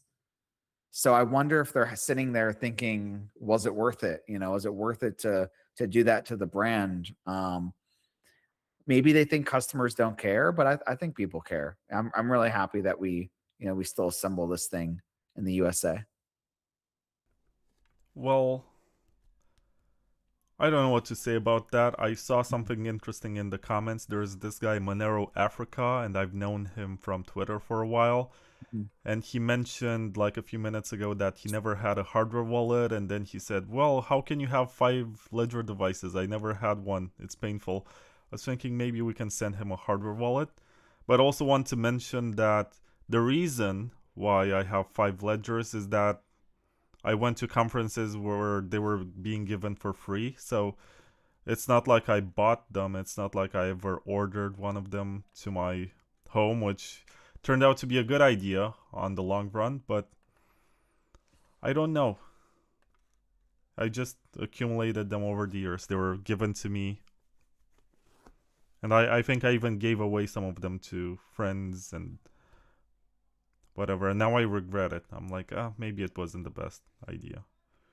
I mean, I'm responsible for probably at least five plus devices, buying from them over the years, if not more. I mean, you do have to research your competition. Oh yeah, I have all we have all the devices from everyone. Yeah. Is there any one device that makes you jealous and makes you think, oh, I wish I did that too, or whatever? No, I think the only two devices that I'm overall somewhat impressed with or overall happy with right now, besides what we make, are I think Trezor's new product is pretty good. The Safe 7? Yeah, the Safe I 7. have it here. It's Yep. cool. Yeah, I think it's a pretty good product. I have a lot of critiques about the product, both from like a design standpoint, but I do think that it's a solid product. They have the secure element now. They have that Tropic Square, chip in there. They invested in that subsidiary, Tropic Square, which was really cool for them to do. They have a overall I think it's a pretty good device. And then I'm also quite happy that BitKey finally added a screen and fixed all the issues that I had with it for the most part, because I wrote a pretty intense blog post a couple of years ago when they came out with that product about how it's just really bad product, right? Like you can't verify what you're signing.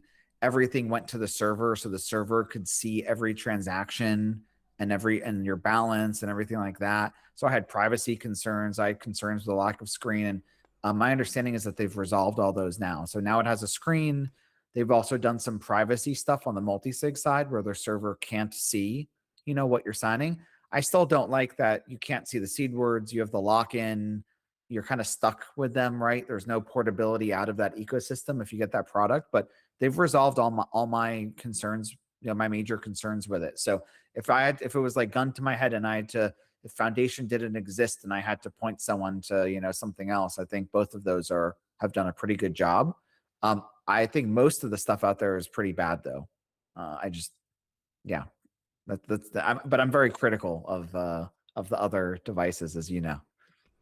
I don't want to be mean with anyone because Yeah. I think that everyone's trying to some extent, but I have a drawer full of hardware wallets, and a lot of them feel like toys in a way. Yeah. And it's also disappointing. So I'm happy that you're trying something else with this one, which is the Passport Prime. Yeah. And meaning that you do the 2FA and you also have the Noster keys.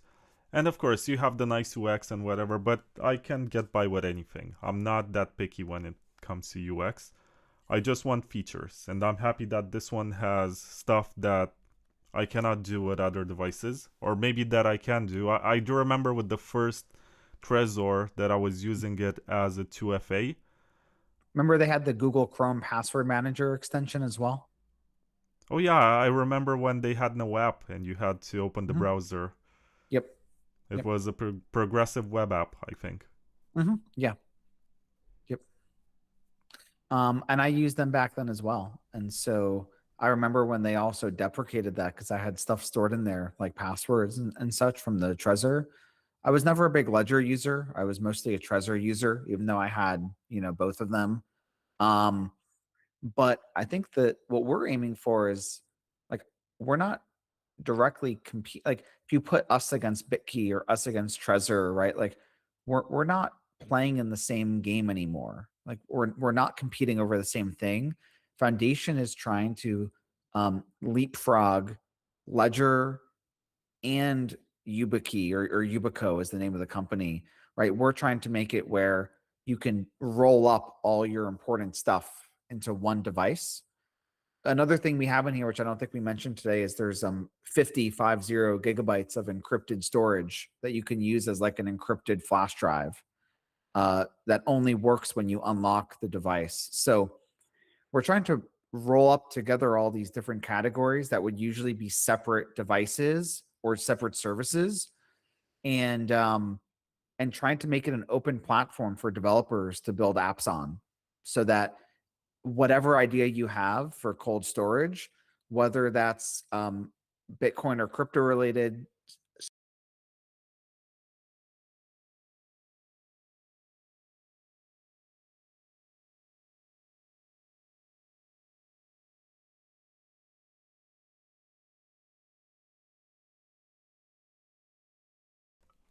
Yeah, there's so much cool stuff that can be done, and I'm happy that you're doing some of it. Oh, let me fix your video and audio. Okay. So you said too, I think in the like the YouTube description, it said AI as well, I Oh yeah, believe. because when we met in Las Yeah. Vegas, we had this conversation about how awesome it is that we have Claude and we're able Yeah. to vibe code applications. Yeah. From the get-go, I gotta ask you, if someone vibe codes an application that is not really secure and it somehow bypasses your filters and ends up on the open source app store, is it able to compromise your Passport Prime, or is it isolated from the information that you store, which is passwords and seed Yeah, phrases? it's fully isolated. And this is like a key part of the operating system that we built. It's a microkernel operating system, meaning that the kernel itself, which is like the core of the OS, is roughly 9,000 lines of code. So micro as in because it's like very small, they call it a microkernel. And if you compare it with something like, I don't know, Linux's kernels like 30 million lines of code. So we're talking orders of magnitude smaller attack surface. And specifically, it's a message passing microkernel. So what that means is like if an app, let's say you vibe code an app and your app wants to use the camera to scan a QR code. Let's hypothetically, your app doesn't just get access to the camera. Like your app has to send a message to the kernel, and then the kernel evaluates if the app is allowed to talk to the camera. And then the kernel will send a message to the camera, and then it will go back through the kernel and then to your app. So like the operating system is granularly evaluating every single action that's taking place from all the different apps, and it's evaluating them against right now it's kind of simple, but over time it's going to become a very complex policy table. And so in addition to that, your app only gets a hardened child key, so you can't even access like the Bitcoin master key, for the device, the master seed. Even if you wanted to, you can't go back and get that. And then furthermore, we're using a security processor that has what's called an MMU, which is like memory management, and it allows us to give your app its own isolated memory, so it can't go outside of its own memory to look at other apps that are using memory on the processor. And so you basically get a hardened sandbox where any action your app wants to take has to go to the kernel for evaluation. And we're already using the AI tools to further strengthen KeyOS. So like our CTO got access to that GPT cyber model. We've been running it against the kernel and making sure that like if there's any bugs, if there's anything we can do to improve the security. So because it's such a small kernel with only roughly 9,000 lines of code, it's so much easier for us to like provide these security guarantees compared to other stuff, whether that's like other devices like in the category, or whether that's like your phone or your computer, right? That has these tens of millions of lines of code in the OS kernel layer. So the whole thing is designed around sandboxing, basically. That's very cool. You also have some questions in the chat, and I also want to get to the AI topic, which we advertised. But someone really wants to know if you're gonna add duress mode. So far we haven't. I don't know. This is one of our most common requested features over time, and I don't know what you think about it, Vlad, but I struggle with it because what I've seen with these wrench attacks, you know, like Jameson Lop maintains like a good log of all of them.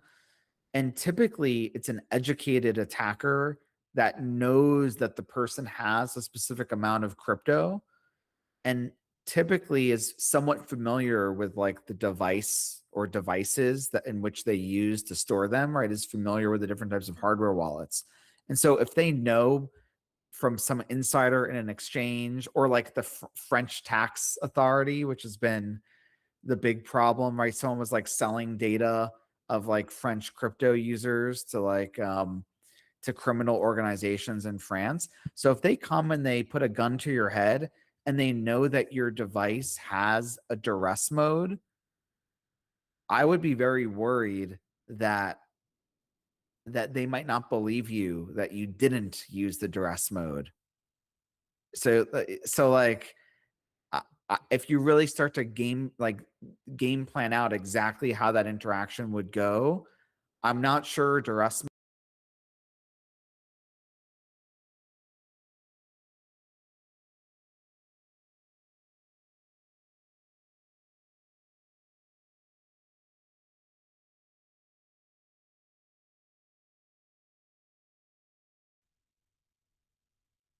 So I was just saying, yeah, like I'm not sure duress mode is actually useful in a real duress situation.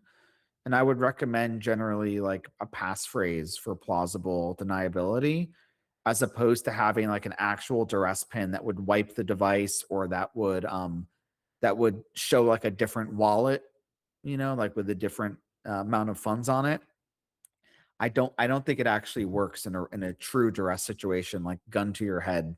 I just don't think it works. And so I don't think we're going to add it. What I am interested in is adding like a mode that would make Passport look like a phone or something, so that people would think that it's like a smartphone, you know, for travel, so that people wouldn't ask like what it is. I'm more interested in that stuff.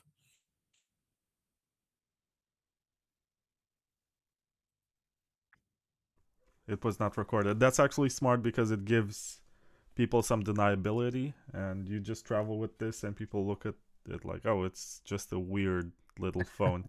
I mean, Yeah. it already looks like an HTC. I've said this before. I think it was called a HTC Hero something when I was a teenager and I was looking at phones. I like it. It has a nice design. And Thanks. I think stuff like this is more unique and recognizable, like the Trezor. It has its trademark shape, which is very good from, I guess, a branding perspective. But from a security perspective, there's no way you're going to think this is something else. Like, you're And going to also, look at it and be like, huh, what it could just this be? bothers me too, like as someone who's very passionate about industrial design, as soon as you have a Trezor that no longer needs to be plugged into your computer, I think the shape should have changed. Like the shape was there because it terminates like into the USB port at the bottom, and they have that like that shape is there for like it served a functional purpose over the years. And now it doesn't, yet they still have the shape. So I understand why they do it for branding, but from like an industrial design perspective, I'm like, come on, guys, like do something a little different. So I'm happy with how we did it, because you can still tell like that the device is made by like the same company, like as our past devices, but we didn't limit ourselves to saying, oh, the old Passport looked like an old cell phone with a keypad. So like we have to do an old cell phone with a keypad, or we have to do the same shape. Like there's little elements of it that are similar, but like we don't restrict ourselves to being, building exactly on like the past work that we've done. I think Cold Card is trying to look more like a calculator, but they do a lousy job Yeah. because over the years they also developed their own style and their own branding. And I guess it works for them. Like it's recognizable, but that's sort of against this principle of trying to blend in with your device to make it look like it's something that you can use for a lot of other features. To be honest, like I was able to travel with my phone and have a couple of mobile wallets, and nobody ever stopped me to ask me to unlock my phone to show what's inside. I Mhm. think part of the point of duress mode is not when you're under pressure during a wrench attack, but I guess when you're traveling and maybe that you have something dubious in your bag and they Yeah. stop you for questioning and they also ask you to unlock your phone to show what kind of data you have inside. That can be a good use case to be like, oh, I don't have any money in this, maybe like $10 or whatever. I'm just experimenting with it. So for Yeah, I people get that. who are Yeah. digital nomads or something, maybe that it could be useful. For those who live in one place and they can be wrench attacked or someone can launch all sort of sophisticated attacks on them, I think the threat model is different. Yeah. Yeah. No, that makes sense. I think I'm definitely interested, like I said, in making it seem like it having some kind of smartphone mode that would go on, that where you could just say to someone like at customs or TSA, like, oh yeah, this is like my second phone or something like that. But it is difficult because if we're really successful and we sell millions and millions of these, like people are gonna at some point know what they are. And I think that's the problem that Ledger has, and to an extent.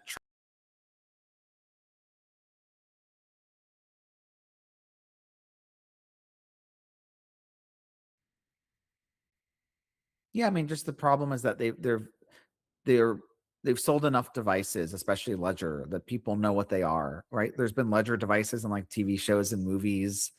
Um, so I still always recommend a passphrase instead of doing some kind of duress pin or plausible deniability, because with a passphrase, you have an infinite number of potential wallets as opposed to a documented duress mode where an attacker might know that that duress mode exists, and then they may be expecting that you would use it, and that could cause a lot of issues in a wrench scenario.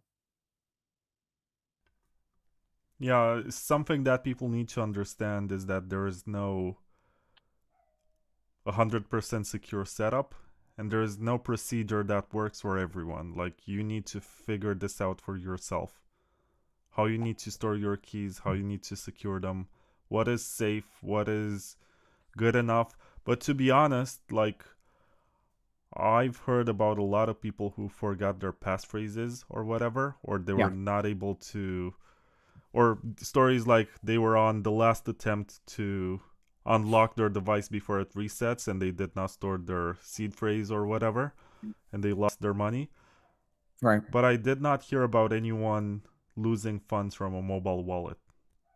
And Hmm. sometimes the simplest setup is the one that prevents you from making stupid mistakes. And also when it comes to the passport prime, just don't overkill your setup or whatever. Yeah. Try And to that's why keep it we. simple, make it something that you can reproduce and something that you're going to remember many years from now. Mhm. Yeah, and that's why I really like the key cards, because you could keep one key card in one location, one key card in another location, and then you have like an amazing level of protection.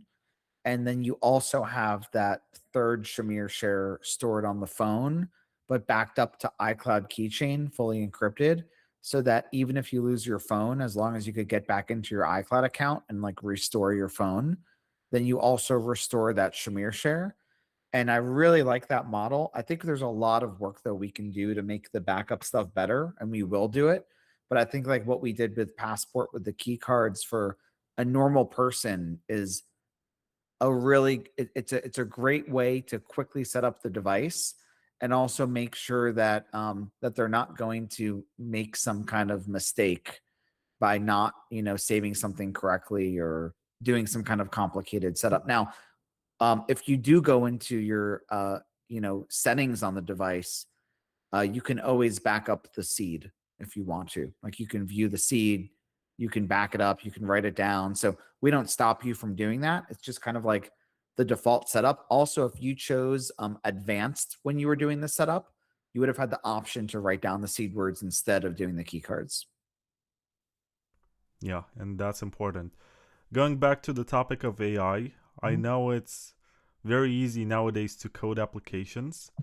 And just to stir the imagination of listeners, what is something that you would like to see that can be coded for the App Store, which is open source and demands that it's going to be open source and available for everyone?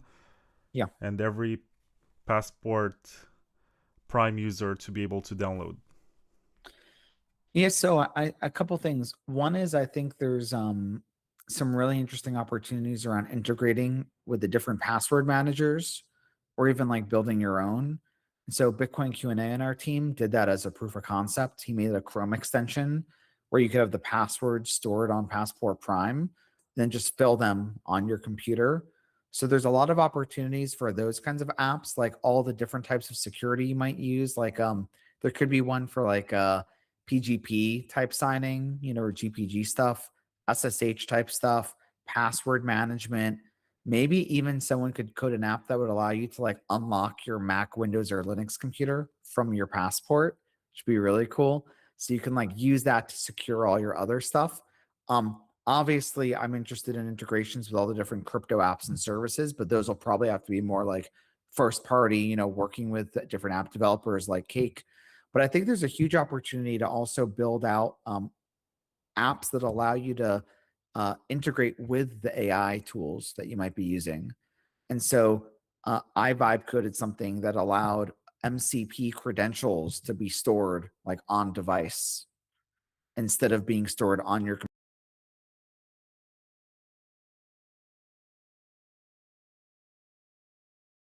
used like Passport to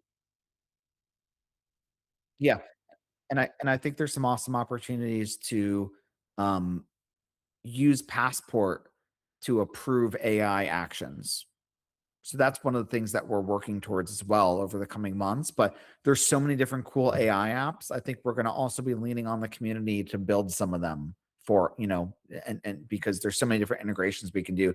But my ultimate goal with Passport is like anything like important that requires you like as a human to review and approve, whether it's a Bitcoin transaction, whether it's like signing into a important account, like Google or an exchange or something like that, or whether it's like an important AI action. I want all of that to come to Passport for like review and approval to get all your important stuff off of your phone or your computer. Yes, you mentioned that a lot of people using are programming some financial applications that give the AI access to their bank account or to their Bitcoin wallet. Yeah. And you're envisioning a situation where they use the Passport Prime to confirm or decline payments from the AI. Or even better, to keep the keys that would give them access to those bank accounts or, crypto wallets or whatever, to keep them on Passport so that you could send a request to do something like send a payment, but you would have to review that on Passport. And that might not be crypto. That could be a normal bank account, right? That could be like it could be Bitcoin or crypto. It could not be. It could be more of a traditional financial institution. But right now, what's happening is if you were to connect AI to like your bank account, it would typically be done through like MCP or maybe they would have like a CLI with API keys or OAuth credentials or something like that. And those keys have to be stored somewhere. So how it works with like Claude or GPT is that they're stored in Claude or GPT. And so like one of my big goals over the next couple of years is to help people get those important credentials off of there, so that like if you want your AI to take some important action on your behalf, it needs to come ask you in a place that's like secure and is running on secure, open, offline hardware, so that you can review that request and approve it. And if you think about it, that's what we've been doing with Bitcoin for years, right? Like hardware wallet, you keep the keys off of the, hot internet connected computer, you review and approve that action. I think we're going to need the same thing for the AI world. I mean, I do like the idea of getting the normies to use a hardware wallet. And maybe it's not normies, maybe it's programmers who otherwise don't care about Bitcoin. Yeah. And normalizing the fact that you're carrying a device like this for purposes which have nothing to do with Bitcoin. Yeah. I look at it as like the top 10 to 20% of the market. You could call them like prosumers. Have you heard that term? Where Like it's just like professional consumers. exactly, it's like the prosumer segment. It's and a lot of those people are already the ones that are kind of early adopters of Claude or Codex, right? Or these other AI tools, and or that are using like OpenClaw or Hermes on a Mac Mini. And a lot of them, probably most of them, don't really know or care about Bitcoin or crypto. But I do think that there's a really strong need for this separate device. And so we're really interested in bringing like the same principles from the Bitcoin world and from building these devices for reviewing and approving like Bitcoin transactions, but bringing that same kind of process and mindset and architecture to all of the AI stuff as well. I think that's one segment where right now you don't have much competition. I'm not sure what YubiKey are doing and how they're marketing their device. I know that they do have like a leading position in security devices for system administrators and whatever. But this one has a much nicer UX. Like, So, it's more pleasant to use. yeah, so YubiKey has announced some AI stuff, but it's more enterprise oriented. It's not really at all designed for consumer, and it's still very early. Ledger is the one that's been posting a lot about AI over the last couple months. Their CEO even used the term about a month or so ago that they want Ledger to be, I'm quoting, a human passport. and and I got in his. Just a second, repeat that when I fix your microphone. And I apologize for this. It's It's a okay. random glitch. It happens on live settings. I'm sorry. So I got in his replies and told him he can't use passport because it's trademarked within the crypto space. So they stopped using the term human passport. But Ledger has been talking about using like their device for AI approvals, but they don't really have any offering for that yet. They're starting to use it more for marketing purposes, as like the concept, the idea. But I think by like their device is too limited. Their operating system, their hardware is so limited with what you can do on it. I don't think it's going to be it's going to give developers like the right tools or capabilities to actually build like meaningful functional AI approvals. I think they're probably going to release their own thing, like their own kind of app that's very, very limited. And then they're going to try to get people to like integrate with it. And our approach is the opposite, right? Which is we're giving you the platform where you can build any kind of app. And I didn't mention this earlier, but everything's in Rust. KeyOS is written in Rust. All the apps are written in Rust. Developers love Rust. It's like the hot, thing. And so Ledger is saying, come build these apps in like C, but they can only be for crypto coins, or like you can use our limited, API or or you have to have your users install like the Ledger app on their phone to use it. So it's just like very much like within that crypto ecosystem. And well, and even if they come out with an AI approval app, it's going to be very limited based on their hardware, and you're going to have to integrate with theirs. And what we're saying is we have a dev platform. It's open. You can build your own apps in Rust. We have an SDK. We have a CLI tool. We're going to be releasing with our next update. You can enable developer mode on Passport, plug into your computer, and Passport will provide an MCP server. So your AI can see everything on the screen and test its own apps during development.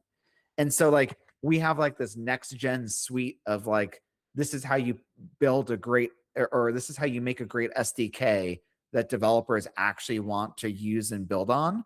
And then we're saying, come build any kind of app you want, right? Like any kind of app you want. You bring your own branding into it. Sky's the limit on what you want to do. And then you can choose to distribute it through our app store, or you can allow your users to like sideload it. Or, you know, you've probably used like the F-Droid store before, where you can add like trusted URLs. So we're going to let folks, you would be able to add like a trusted URL to a competing app store. So like if you are a really big company and you wanted to make an app, but you didn't want to go through our app store, you would still be able to distribute it directly to your customers. And that's like the opposite of what Ledger is doing. And so I think that approach is going to be much more useful and much more exciting for anyone that wants to build an app for Passport, especially if they're like AI, you know, approval related apps. Yeah, let me ask you the harder question, because it seems like Mhm. you're gonna make everything open source and it's gonna be a lot of work on your side. So you're selling these for, you said 299, 349. 349. How are you gonna make money? Because obviously you're gonna sell some devices, but there's gonna be a lot of work on the software that you need to do, and you're not Yeah. charging anything from the App Store or whatever. There's no listing fee. Right. There's no cut that you're taking from products or whatever that are being sold through the App Mhm. Store. Yeah. So if we do, I mean, we may in the future charge like a very small fee for like submitting an app, but it wouldn't be anything significant. As of right now, we're not planning on charging anything. We are planning on launching a subscription service that would be optional when you buy the device. And it's kind of like we're going to be calling it the Foundation Shield membership. And it's like a combination of better backups and like extended warranty for the hardware and support.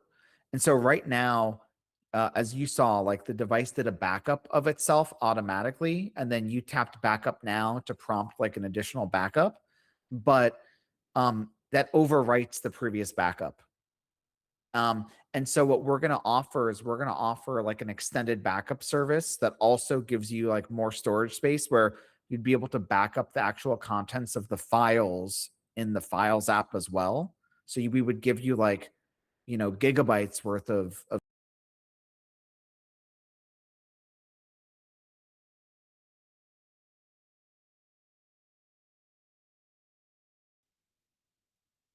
so we would give you gigabytes worth of storage space, and we would also save right? So that you have more confidence that let's say you need to restore a backup, but it's not the most recent backup, right? It's like a previous backup, or you deleted it, something that you know, a key or something like that, or you want to back up all the contents of your device and files.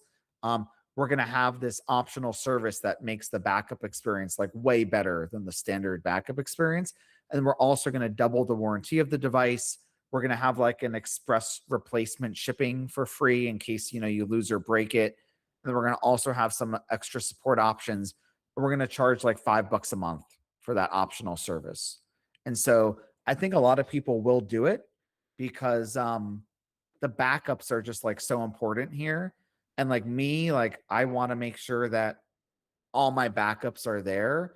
and that I have that backup history, and that I can also back up like all the files that I store on the device in like the flash drive mode. So that's what we're going to do. We're going to release like a optional subscription offering in the coming months. Would you also make it possible for you to connect like a tiny USB flash drive to the device to save backups? I think you already can. Really? And if you can't, then you will be able to. Absolutely. Yeah. I have to check now. If you go into like the backup settings on the device, I think we have a way to take like a manual backup, but I can't remember. It's hard for me to remember what's actually on the device versus what's in the next 2 firmware releases because it's just all like blended together in my head. But the answer is yes, for sure. If we don't have that, we will. Okay. Yeah. So if you go to, I don't know if you have it in your build, but if I go to the backup menu on mine, which has like the build of the next firmware, and I can tap on advanced backups, it lets me view seed words, backup to key cards, where I could actually back up to only key cards and not put a share on Envoy, like a Shamir share. So you could use 2 of 3 key cards, or it has something called a settings and data backup, where you can actually use this. You plug a flash drive into the device, and you could save a backup of all settings and data directly to your flash drive. So if that's not there now, it will be, in the next update. And what's really cool is like you could plug a flash drive into your device right now if you want to, and you can move files on and off the flash drive onto Passport. And does it encrypt the files once they hit the passport? Yep. And in your Files app, you'll see something called AirLock. So what happens is when you plug your Passport into a computer, or when you plug a flash drive into Passport, the computer can only see the files in the AirLock. It cannot see the files on the device. So then once you get them onto the AirLock, you can move them into internal storage. And so if you're using a Passport to store really important files and you don't want a computer to see them, you can move them onto the internal storage, keep them out of the AirLock on the Files app, and then like they're fully private and stored, on your device. And then if you ever do want to move them onto a computer, you can move them back into the AirLock. We kind of took that like spaceship AirLock metaphor. So just to recap, this is a hardware wallet. It's also a two-factor authentication machine. It's also an encrypted backup device. What's the storage on it, by the way? What's the size of the files that you can store? It's 64 gigabytes of total flash in there, but we make right now 50 gigabytes user available. Okay, I guess the rest is for OS or whatever. Yeah, but it's too much. I don't think we reserved more than we needed because we weren't sure. We may end up repartitioning stuff in the future so that more of it's available to the user. And this is also like a device on which you can access everything that's on the App Store. And I was thinking I can actually I made like a very addictive copy of Flappy Bird, which I called Floppy Bitcoin. And Yeah, maybe I can port that to the device to have a video game. I don't have it fully working, but I was working on Doom. One of our engineers had Doom running on here. Oops, and I was trying to vibe code Doom on here. So I have like a whole area where you can like swipe and stuff and register, like it says like fire and move. So I hadn't finished building the app, but you can build anything on here. It just has to be Rust code. And we're going to be releasing the app. Just a second. You said that the App Store is going to be released by the end of June, which is next month. Okay. Yeah, so we're going to be releasing the App Store. I would say by the end of June is our hope. Before we release the App Store, we'll have the ability to sideload apps. So you'll be able to like, if you're an early adopter, you'd be able to like install apps before the App Store is ready, or sideload your own apps, right, that you build so that you can test them. And then already too, the SDK is technically out in beta. If you go to foundation.xyz/dev, right now it'll take you over to our community forum where there's a post from our CTO explaining like what to do and how to set it up, and you can go ask any questions. By end of next week, it'll take you to our full SDK documentation website. So we're currently finalizing all the documentation. So by end of next week, the SDK will kind of be like out in this official beta, and anyone will be able to just start building apps with the simulator, even if you don't have real hardware. Then we'll add side loading, so you could actually install your apps onto the real device, and then we'll have the app store itself. We're also, for any developers that are like real developers, so not really you and me, Vlad, but like, you know, real developers, we do have like 1,000 developer devices that we're going to give out for free, that are not locked down. So you could actually like do whatever you want, even mess with KeyOS, and you can like provision KeyOS onto the device. So you could like mess with the operating system. You could include and bundle your own app or apps. You could like do anything you want with the device. They're fully unrestricted from the factory. They don't have like the stuff fused into it. So you can actually, you know, copy KeyOS from your computer directly onto the device. And I'm really excited about that because we're going to kind of use that to bootstrap this whole developer program. You know, if you want to contact us, ask for a device or a few free devices for your team that are dedicated to development, you know, we can get that over to you. Yeah, that's very cool. I was just thinking that my video game is not coded in Rust. It's actually in HTML and JavaScript, so I would have to port it to be compatible with your device.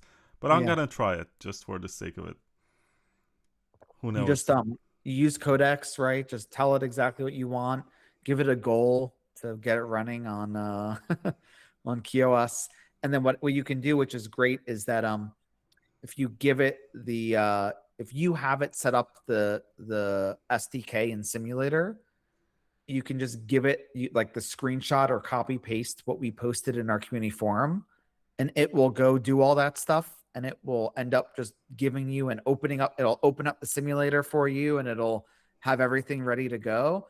And then you could just be like, port my app onto KeyOS, and it'll just go and figure it out and do it. Because we have a bunch of like LLM specific explainer documents inside the SDK, so that they know exactly what to do. I gotta tell you, Zach, when you first came to the market, and I'm not sure what year that was, 2020. I remember there was that article that was published on Medium, which was basically saying that you're this serial scammer who came from, I don't know, some other startup that was a failure, and you're just coming for Cold Card, which are like the good guys, and you copied the design and you copied whatever, and you're funded by Eric Voorhees, which turned out to not be true. And I remember reading that, and I remember interviewing you and opening up the first version of the Passport hardware wallet, and I was thinking, this is cool, but I don't think they're gonna last for too long on this market because it's very tough. And it seems like they have a very niche appeal within the community, and they want to be Bitcoin only in a space where basically most of the people hate them already before they even launched or delivered their product because of some news article and because of how, I guess, the Church of Bitcoin works with high priests who can tell the others what to think and what to choose.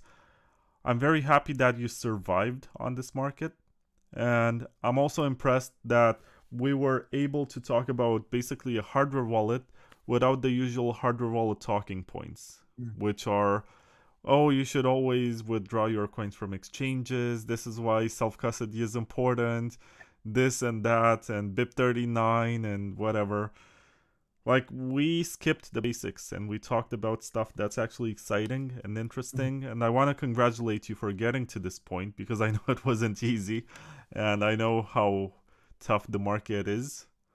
And I guess you have very patient investors, and they share your vision. They understand that you're trying to do something else here, not just be another copy of Trezor and Cold Card, which you were accused of in the beginning. Yeah, no, thank you so much for saying that. It definitely has been a journey, and it was definitely difficult in the early days for me because I looked up to a lot of these guys and I was excited to enter the market with what I thought was a really good product, which I think it was. I'm obviously very biased, but I think it was much better than the other Bitcoin hardware wallet offerings at the time. And we also pushed the air gap back then, which was interesting and fun and different, with the QR codes. And yeah, I mean, we were faced with some pretty severe, maybe what's the word? Defamation, I guess you could call it, right? Because it's, stuff that was said that wasn't true, but we didn't like steep down to that level. I remember talking to the samurai guys and them saying, we should punch back harder. uh, which, like, I get it. I mean, that was their style, but we wanted to just kind of do the moral high ground approach. And we knew that, like, as we kept releasing these products to the market, that everyone would form their reputation based on like what I said versus what we did. And we actually raised a $7 million seed round in 2022, and we used that to fund really hardcore operating system R&D for like 3 years. So we didn't have the normal progression of you make the first device, you make the second device, you make the third device. It's almost like we made 2 devices that I thought were really good, and then we went into R&D mode for like 3 years to make this thing. But now that we've made it, we're going to be able to go really fast with all the new features coming to it, because we got to it from like 0 to 1. And then also, I know anecdotally, a lot of people in all these Bitcoin companies use passports. And so I think the influence of some of these very toxic Bitcoiners has worn off over the years. And a lot of people that actually work at the Bitcoin companies are using passports to secure their own wealth, which I appreciate that. And so whenever we go to the conferences, it's fun to catch up with people, because I think that, and then with the operating system that we made, I think we have a huge amount of technical credibility, because we didn't just build something on like MicroPython or Android or what all the other devices do. We actually started from the kind of from the beginning, and we just like built our dream operating system, and it took a really long time. And a lot of great conversations at the conference a couple of weeks ago with some of the like the most technical, influential people in the Bitcoin space, like the hardcore, technical people that now have Passport developer devices, Passport Prime devices. And I'm really excited to see what they're going to build. At the same time, I think you also have the most expensive device on the market. I understand why it's the most. Let me check before I make the statement. So the It's Ledger not. Stacks is It's like not. Yes. €400 or Stacks is $500. Stacks is 399 US dollars. The Flex is cheaper. 249. Oh, there's a Gen 5 Ledger Nano. Okay. 179. You know all the prices. Of What course. about, which one was expensive? Engrave, if you've heard of Who them. cares about Engrave? Exactly, but they're more expensive. Engrave. I remember that they had nothing. They had nothing in their GitHub page. Yep, it's correct. It's not open source. Everything Correct. about it is trust me, bro. I hope that they changed it, but this is just what I remember from a few No, years back. no, it's the same. Yeah. So who the hell pays? It's €500. I think that's like $550 if I'm not mistaken. It's also air gapped, but you update it with the USB port. That's not what air gap means. We have almost the most expensive one, but I'm not worried about it, because if you add up the cost of buying these other devices, like if you bought 2 YubiKeys, if you bought a hardware wallet, if you bought a hardware encrypted flash drive, you're already spending more than $350. So it's about providing value for all the different devices and features that we're rolling into a single device. And then it's about providing the software upgradability, knowing that like you're going to be able to keep updating KeyOS, and you're going to be able to install these apps. You're going to be able to keep improving the features and the security of your existing device. And so I'm not worried about being the more premium product in the market. I'm excited about it, actually. You got me stuck in a whirl right now. I want to know who's actually using an Engrave. I've never met anyone in my life who came up to me and said, "Hey, I use this Engrave hardware wallet." I know some people who use like Tangen or something, which is That another one, Chinese one. that one's bad. That Tangem is the one that upsets me the most because it's just a smart card, like a credit card form factor with no screen. And if you want to use it with seed words, they show you the seed words on your phone. Okay, what's the point of Engrave? I'm trying to understand. Like, why would anyone buy this? It's the most expensive one. It's clearly not doing what it says it's doing. Yeah. It's not open source, so Uh-huh. who's the idiot who's paying $500 for something that's not open source? And I remember, and I don't want to badmouth anyone once again. I remember meeting someone in Slovenia who was showing me this industrial grade hardware wallet that's not open source on purpose. They were like, "No, we don't want to open source this," and I'm like, "How can I trust it?" Well, we're security researchers with 20 years experience, blah blah blah, and they said that they have the seed that's stored in a kind of RAM that cannot be erased, and I was like, "Why? I want to wipe my device." If something goes bad, I want to be able to wipe it. I don't want the information to be there permanently. And they were trying to explain that, yes, but it's useful because a lot of people make mistakes, and this is going to be stored for like 100 years on this memory. And I was like, not for me. I'm sorry. Like, Is that FE RAM, I think is the tech, probably something like that. It's cool tech, that kind of RAM. You can buy it. We could put it in Passport if we want to. It's like they promise like 100-year longevity. The problem is the other components will be dead and your RAM will still be working. So you're gonna have to take it to a lab to like extract that chip or something. It doesn't make any sense. Yeah. I gotta wrap in a few minutes though, yeah, Vlad. yeah. I was just talking about our other hardware wallets that are interesting. Oh, There's yeah. also the one from Lixin. I'm not sure how you pronounce his name. It Do you was remember what he said? Do you remember what he said about me? no. But I know that he's friends with MBK, so I would not be surprised if Oh he man, you said gotta something see. bad. He called me like a snake. I think I don't know if I want to try I to mean, find the there post is right. like a snake in the Chinese zodiac, right? So maybe that there is like a deeper meaning to this.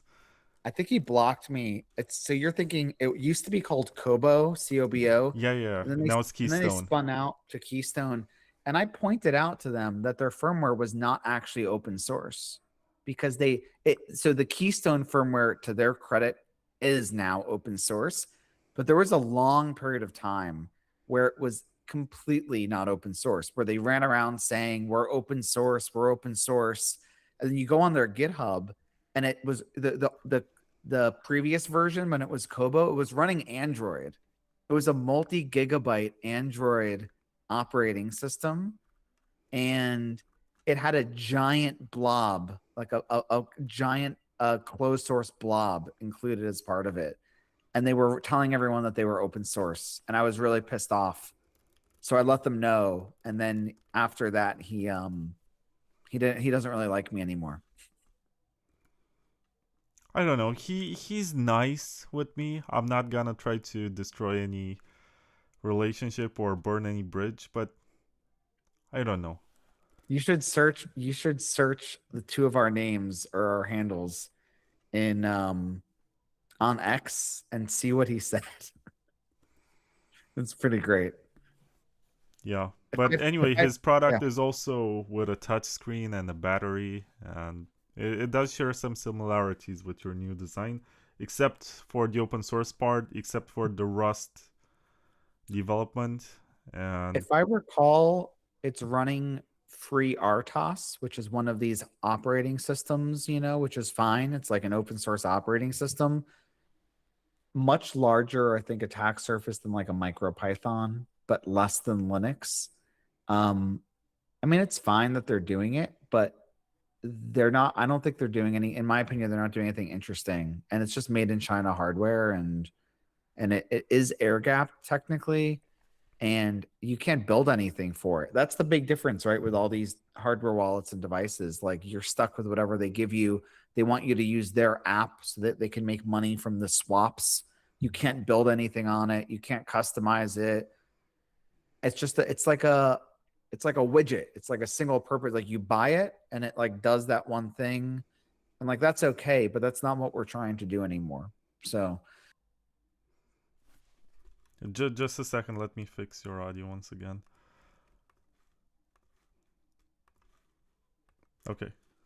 yeah, so it's fine. It's just like I just don't want to buy like a made in China free RTOS touchscreen device where you have to use like their app, and I don't really get it. Also, Vlad, I'm not a fan of air gapped anymore.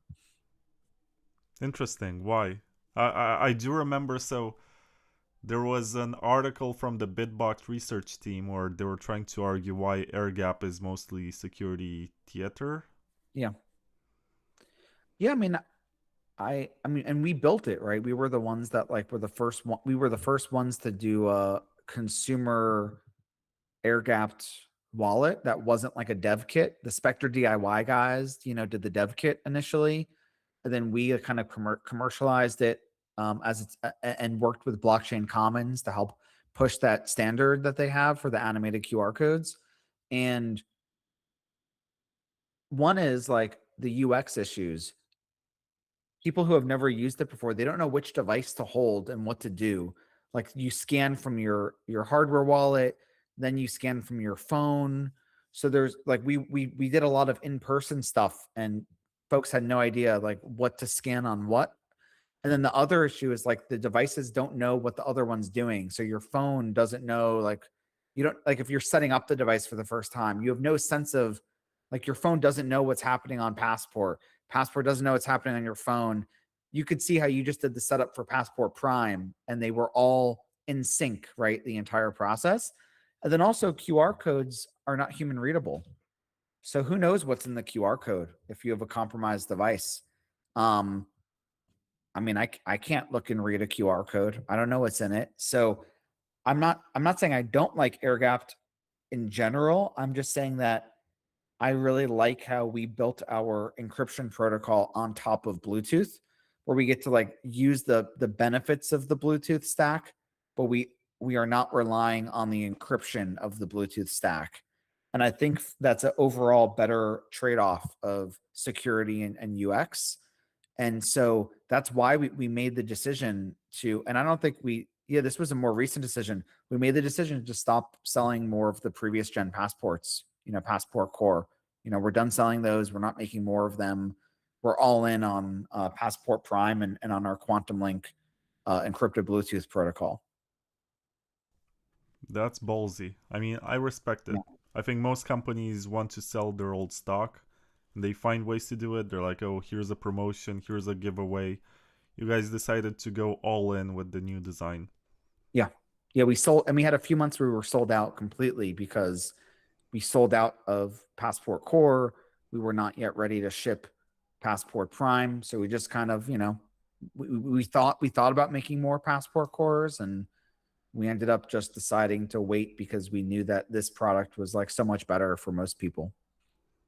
So I gotta ask you, if someone bought the Passport Core in the last month of support, and then you announced the new Passport Prime, are you gonna get like a special discount or something for basically being late adopters? No, so we had Passport Prime announced for a long time. So if you bought a Passport Core, we already had Passport Prime like on our website as a pre-order option. So it wasn't like a surprise, like a lot of companies, it's a total surprise when that happens. But then also we're committed to the software support for a long time. We haven't specifically named a set number of years, but we're working right now. There's going to be a new firmware update in the next month or so for Passport Core, which also retroactively works for Passport Founders Edition. So we're still putting out firmware updates. Probably less adding new features at this point, more, but just like fixing bugs or if there's any security issues. But I do think I don't remember offhand, but I think there's some new features coming with this update as well. So we're gonna keep putting those out and supporting it. I do hope that the people listening to this will go to your shop and buy this and give it a try, because I think it's an interesting device. With most hardware wallets, I just try them one time and put them in my drawer, and I'm like, maybe later, and it turns into never. This one, I actually want to use it for 2FA. I want to see if it's any better than the YubiKey, which I have, if it's better than the NT app, which I have in my phone. I'm actually curious to try it for something, and the fact that you have an open source app store for which you can build makes me curious to see if I can port something which I've already built to work on this one, just for fun. Maybe it can be like a 2-hour project with Claude. By the time I do this, maybe it will be even faster. Just a second, let me fix your audio once again. Go in a sec, Vlad. Yeah. So you can say it now. Yeah, so just let us know if you have any questions or feedback about it, because we're constantly going to be releasing updates. So I think for the next update, and it coming out in a few weeks, version 1.3 for KeyOS, we're going to have the ability to import from Google Authenticator, which is a big request, where you can like scan the QR codes from Passport's camera and import from Google Authenticator. We're also fixing some bugs with like these 2FA codes supporting everything, because there's some like edge cases. So any feedback you have, let us know. I'm really excited. And that's exactly what we want people using it for. It's like all your most important accounts, right? All your most important stuff that's currently on your phone or on YubiKeys that are disposable and can't be backed up. We want to help you get off of that, get onto Passport Prime. And then, yeah, I mean, I can't wait to have the App Store out. Excited to see what you vibe code. And I'm excited because you'll probably end up using it more once there's apps out there that add compatibility for, you know, like the Cake app and other coins and all that kind of stuff will all end up being supported through app integrations. And I think that's going to be really big for us as well. Yeah. And I was going to ask, do you guys have like a referral program or whatever? We do, yeah. Yeah. Oh, I missed my opportunity to show my ref code. I'm such a bad Twitter You really did, yeah. influencer. Anyway, we're switching over to a new website next week as well. We're like fully redoing the website, so you'll be able to sign up. We call it the ambassador program. You get like a URL and a coupon. I usually use BTC TKVR for the promo code. If you're gonna listen to this in a few days and I get to set that up, maybe you can make me rich, or not. Who cares? You could potentially set something up like pretty quickly, but you know, if anyone's watching live, then it might be too late. But you said, why don't you just message it to me? Or is it just BTC? TKVR, like Bitcoin Takeover without any vowels. Because I use this for a lot of other stuff. Yeah, we can set up the I'm code. the top seller for crypto steel, believe it or not. Like, we actually are selling their like we have the little capsules, you know, but for 12 words. We're selling our own packaging and better, I think, user experience, but their version of that, we call it the capsule. We have that product in our store now. Made by Crypto Steel? Yep. Yeah, I like Wojtek. Cool. I think he deserves better. Why don't I'll have a code set up in the next like 20 minutes that will also give the listeners a free bumper case if they use your code to buy a Passport Prime. That's like the rubber, you know, little rubber case that usually would be $19 on our website. So I can set that up, and that code can go live in like the next 20 minutes or so. I'll try to get that working, and then we can thank you very we much. can figure out the affiliate stuff separately. We can retroactively, you know, get that working. Okay, so where can people follow the project and find out more? Yeah, so we're at foundation.xyz, super simple, or Foundation DVCS on X, which is annoying. You might have to get a better handle. Or I'm just at zherbert on X as well. So you can find us there. And if you are interested in doing an app, even before we've officially released the developer documentation, you go to foundation.xyz/dev, and you'll be able to immediately start using the SDK. And then there'll be a lot more stuff coming out over the next couple of weeks with the SDK. Thank you very much, Zach. I look forward to seeing where this is going, and I want to publish a video game in your app store. Can't wait. Great to see you. Bye.